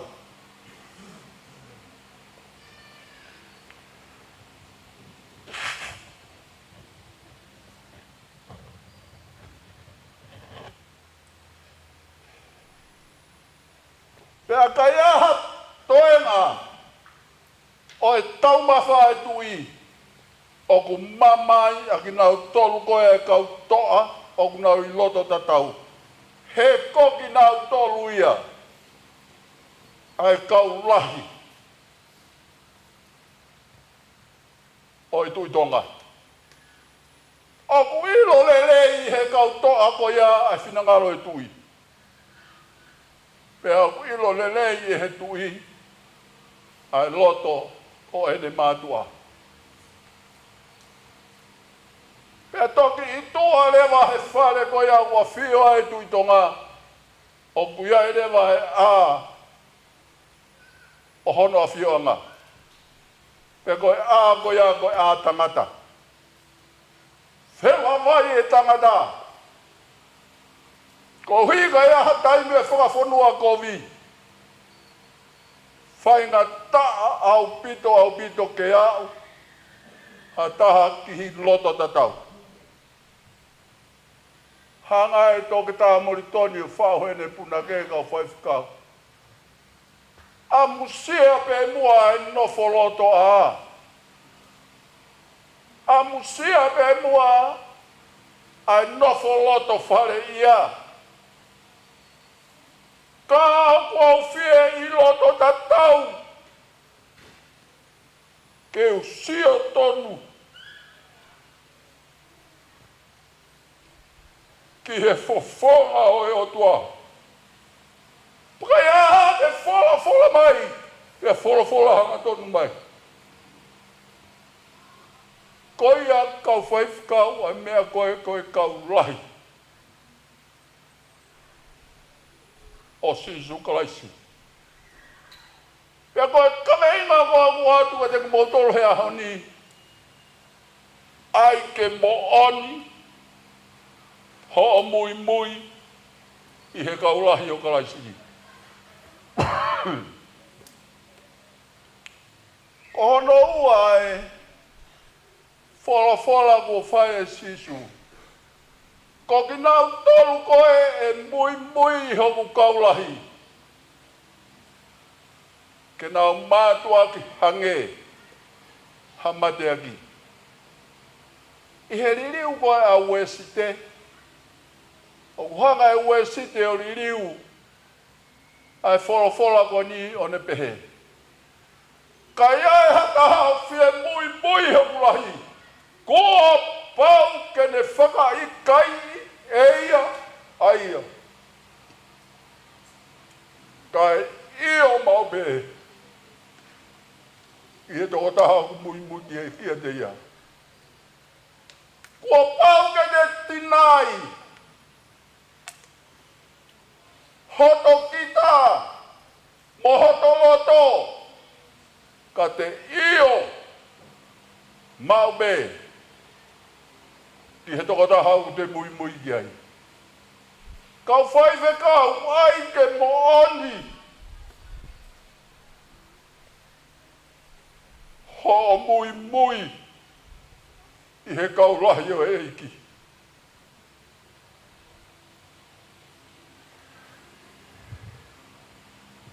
Pea kuhanga rewa e toki tā moritoni. He nea o mai ki Tonga ilo e lea koe mateaki. E hanga rewa e toki tā moritoni o ririu. I he ene ririu o ne pehe. Ka iaha taha fie mui hoku lahi. Ke ne mātua ki hange. Ha mateaki.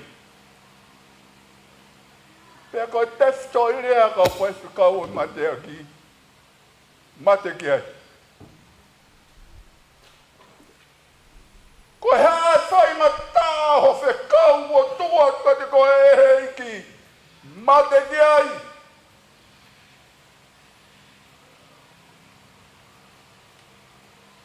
Pea koe ngāwe kua whai ke te kumautolu he Vahefonua. Ko hono o atu ka te kumautolu ai hivi.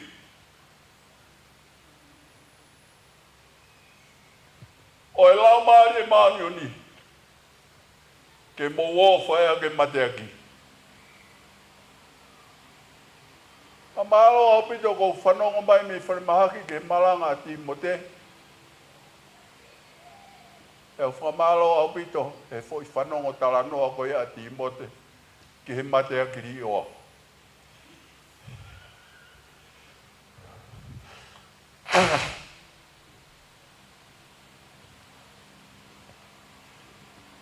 He koe kau mate aki ni oa e kolisi kotu pou.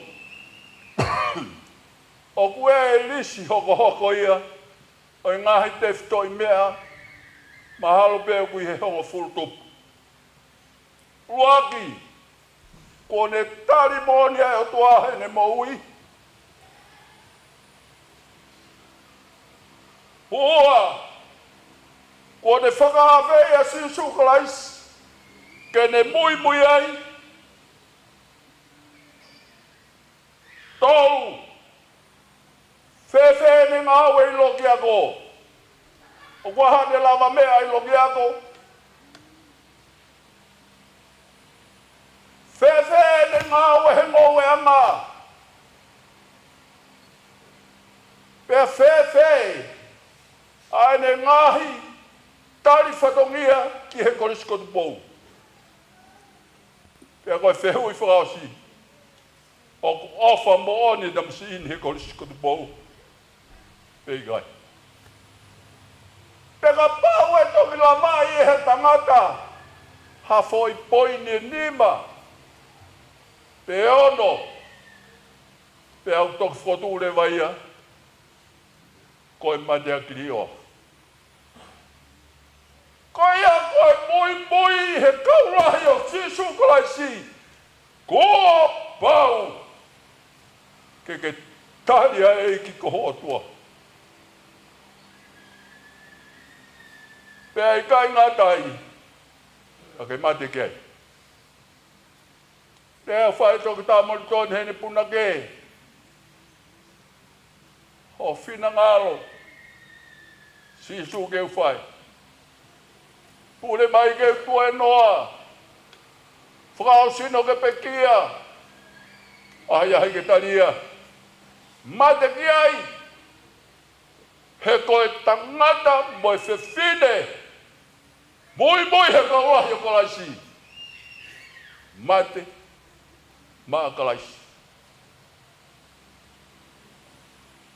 Kono. Tolu. Koe tala mai. E sisu kai ai hataha o fie mui mai he urahi. Fua kolosi. Alu o fua e kolosi.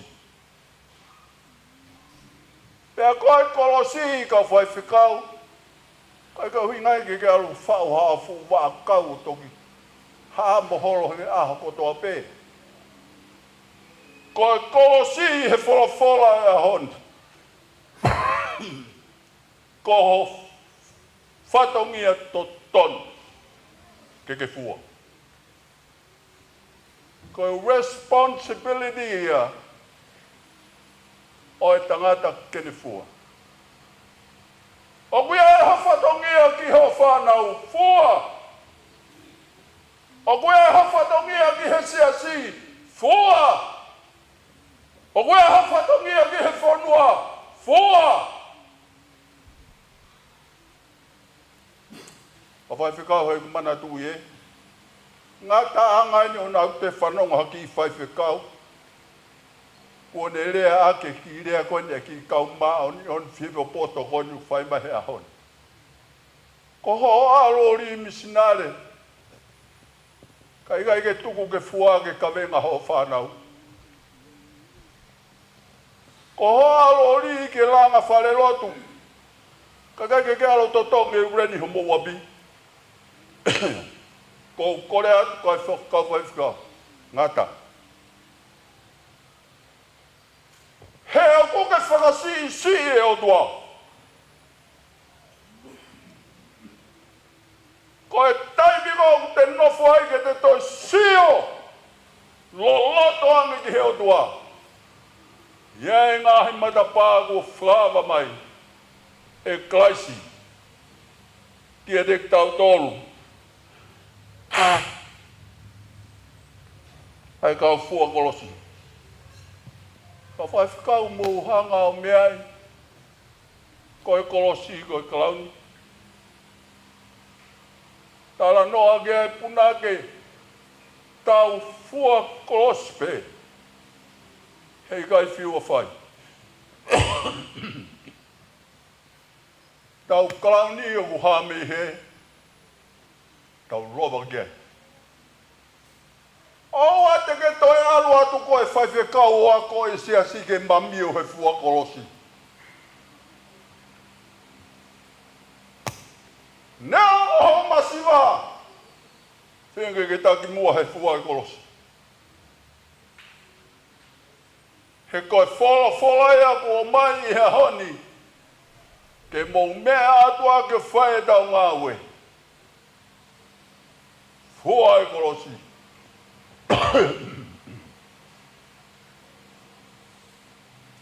Ukata ke whao taki holo kolosi.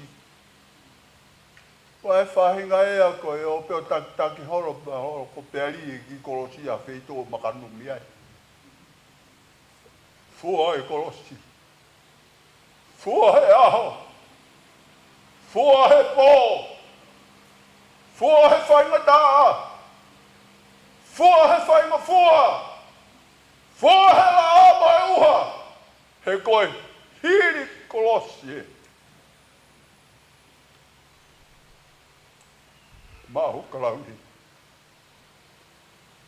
Koe tau kawe inga. Whainga. Ke mui mo on. I he kaulahi o kalaisi.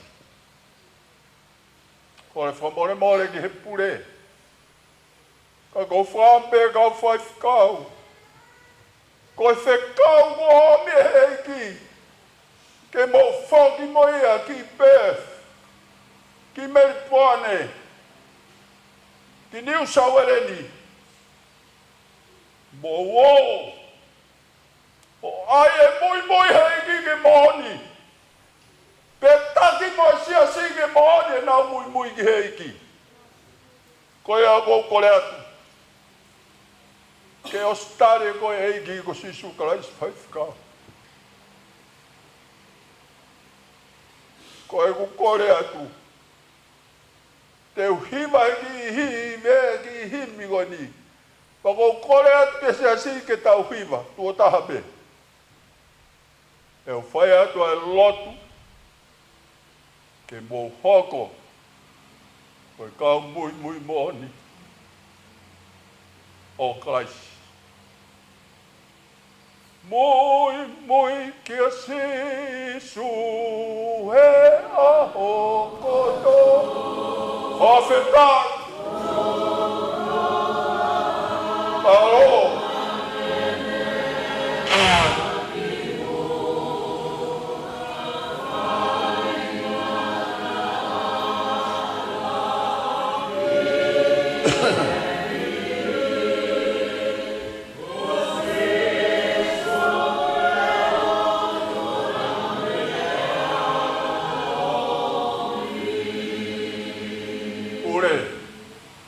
Toloi ka whapikau ko ni kato. Kaya tahai e tuha ke ni whakaha. Ko ne aro ne mui ke eki. Takai o ko fotu at pe whakawasi anga whata ko i. Ko toloi ke tau pahau ka leo ke tau toki o mai. Aku mo oli. Ho mui i he eki. Mu mea ke tau lotu. Ko i o toa.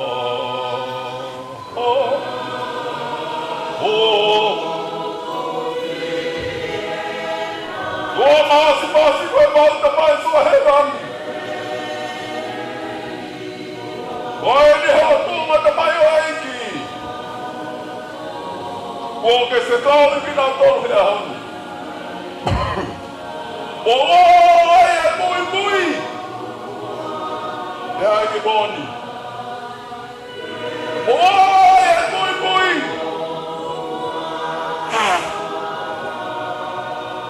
Ke sio e kakai. Koe anga e tangata.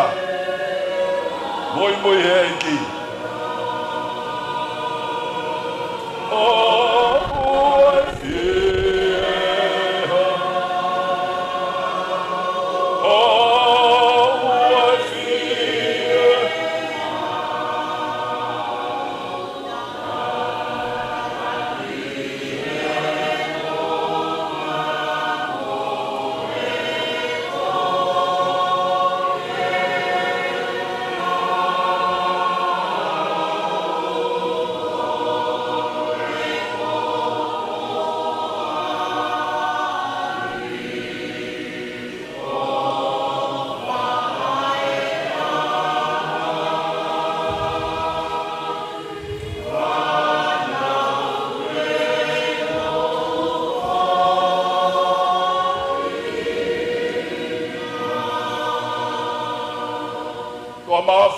e mau tamai whaheman. Mau momoi atua e tuunga whaifukoni. Pena wō o ai e mui mui o kaulahi ke moni. Pena hoko koho kaulahi. Kua whae tamai moi ao o lau mari mauni oni. Ameni.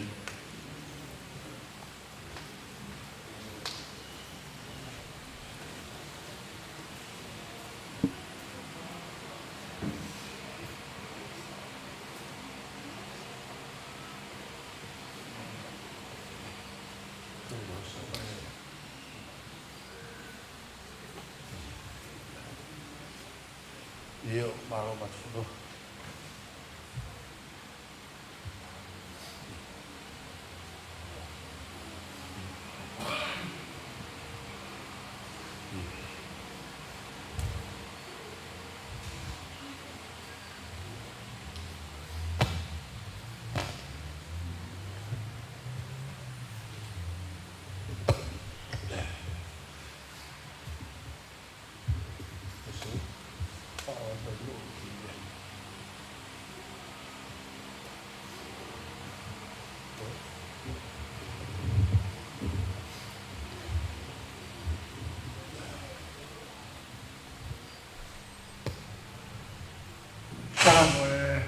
Afio tua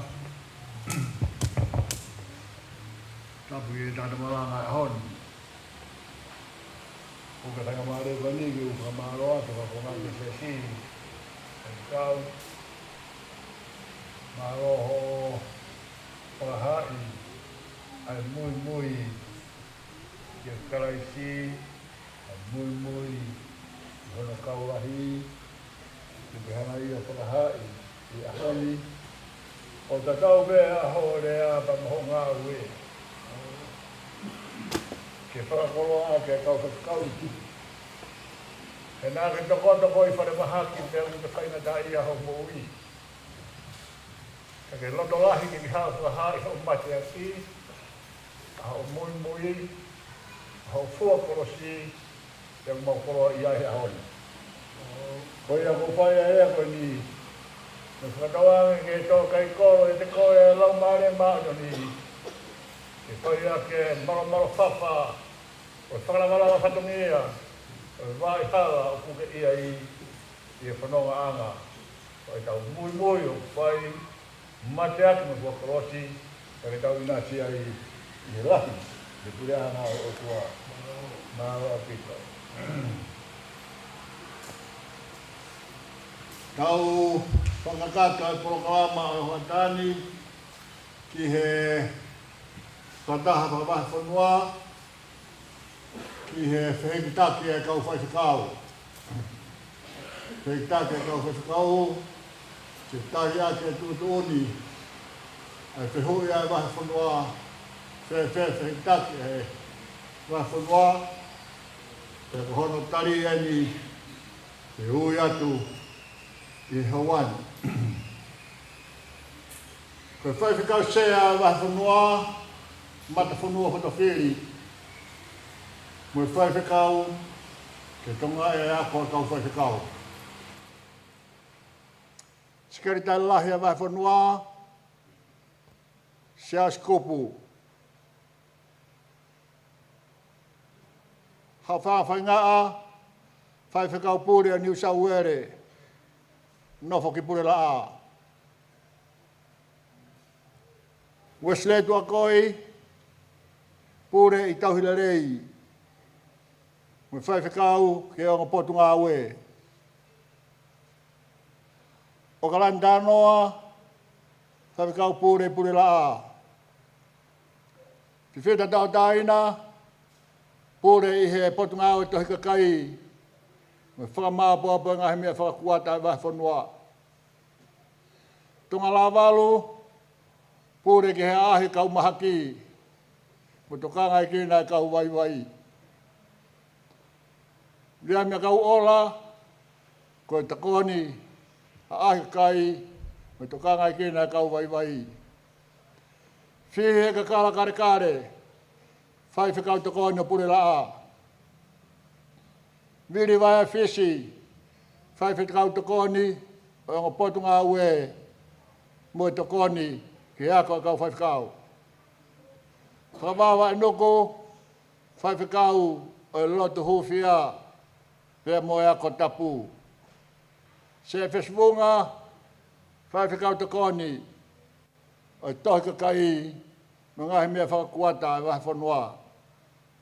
Whine losa fotofiri, whai whikau e potungau e whawhine, mo to kōni ki heako kau whai whikau, nofo ki mo ui whakōsperi. Tui porot kai lahi, whai whikau e whamiri fo ou, new couple, nofo ki pure la a. Siu tā mafua, siak whakatere, whai whikau pure. Paula fustua, whai whikau tokoni. Waha hake, Isneri tonga toa, whai whikau pure, aisea tau whalere, whai whikau tokoni. Ko tauhile rei, wahe loto, Wesleyan tua koi, whai whikau pure. Siope pope, whai whikau tokoni, Sami utu iono, whai whikau tokoni.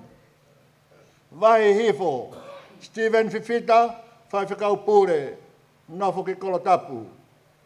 Whai whikau tokoni, Daniela Pakireata. Mo ui whakōsperi, whai whikau pure, ke ola whangalahi. Tokoni whai whikau, mo ui whakōsperi, pita fotofiri. Hoi fuai, whai whikau pure, ki sione tuiaki, whai whikau pure. Whai whikau tokoni, taria uri tau ataina. Kupefi, whai whikau sione ofa, whai whikau pure. Timo te latu, whai whikau tokoni. Whai whikau fotu, whai whikau e onga potunga ue, kau toke fotu. Evangelio, whai whikau pure, Stephen Fa. Hese fine, whai whikau tokoni. Whai whikau e onga potunga ue, Evangelio mo Ouau Hilifakinima SUTT Taufa.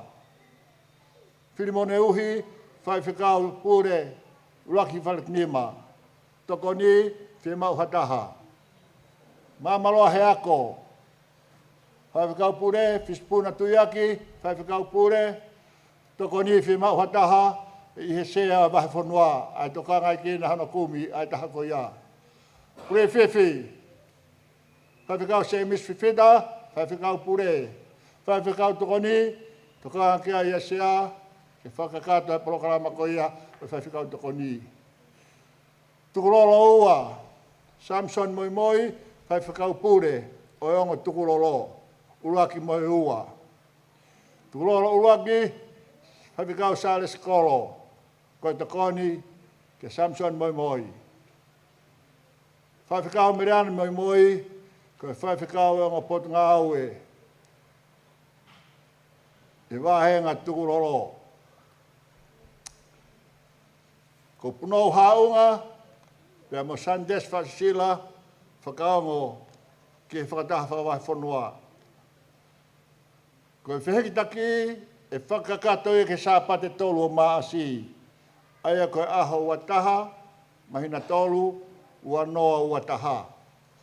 Ko ene kakatoia, e tau whehekitaki, whotu atu, pāwapo ki ai, roto ki ai i o mai, tai loto ki ai e whakataha.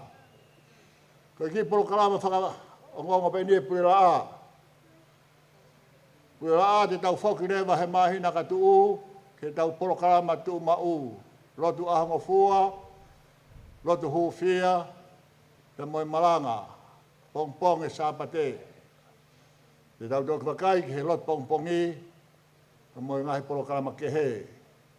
Lotu ahango fua, aha pure lulu, aha tolu, ko pāsepa kare kare. Lotu hufia he ahono, lotu hufia mo yako tapu, tuangai e whai whikau whakawā. Yoko malanga koia, ki he sāpate ulaki o maasi i puera a, ko whatongia Vahefonua fo ou. Ko ne lawa ia, ai tau ngahi polo kalama katoa be o whilawei pe mo tau whakataha, whawhaiwhanua i he uawhe, ua noa, ua taha, ku tau inasi ai e ahoni.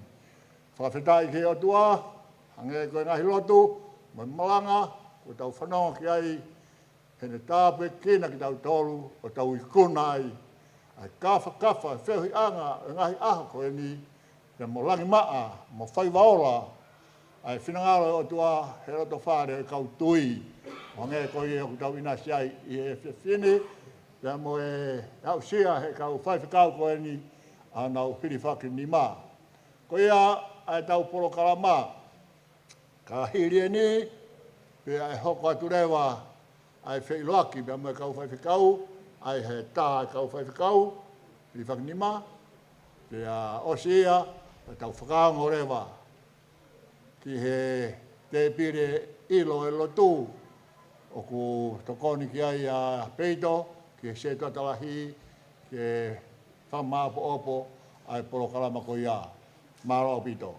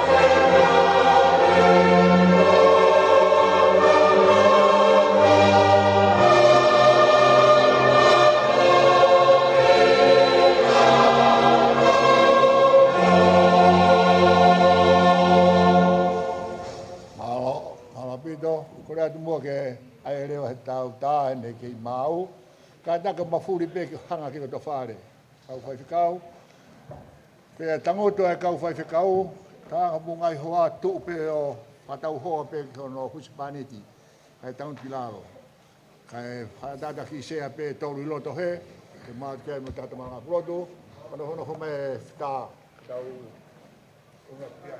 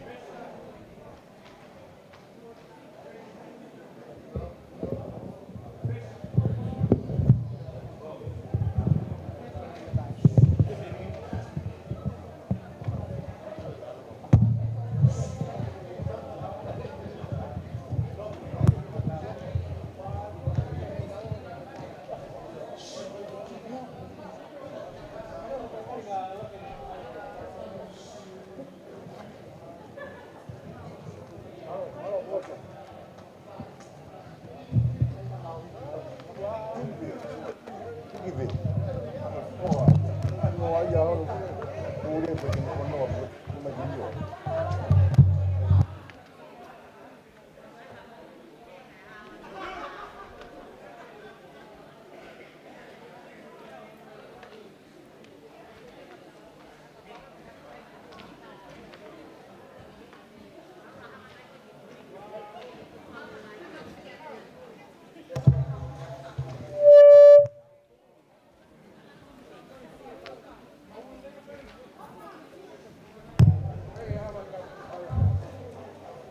Kata fo mone pe mo tolu ko na mo wa mai ki ka to nga o ya ni ma o ha se o ke me ai ki ta fa ki o me a pe ai o ta italia ai ga e ke te he se to ta pure la ni ka ma ai ka ta itali iri ko ya pe ta to ki ho ko ki ai ma lo bitu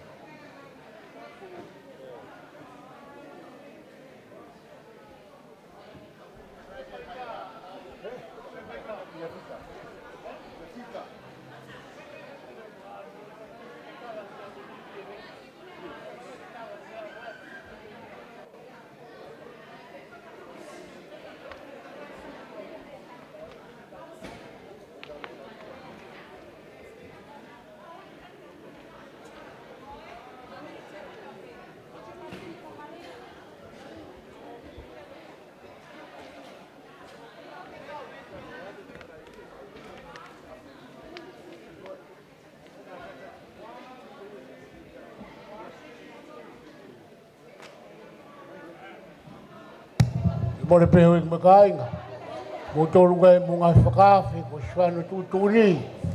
Mukata ko tari ka rewa ke whakakakato e ngahi ata mo historia koe ni. O sika pe ia e loki mo ngahi kātupa ia heni. Ke whakakato ai mo ngahi whatongia. O siwahe atu ke ahoni. O te mo te hoa asi mai ka whawhikau. Whai ho nao ngahi tā.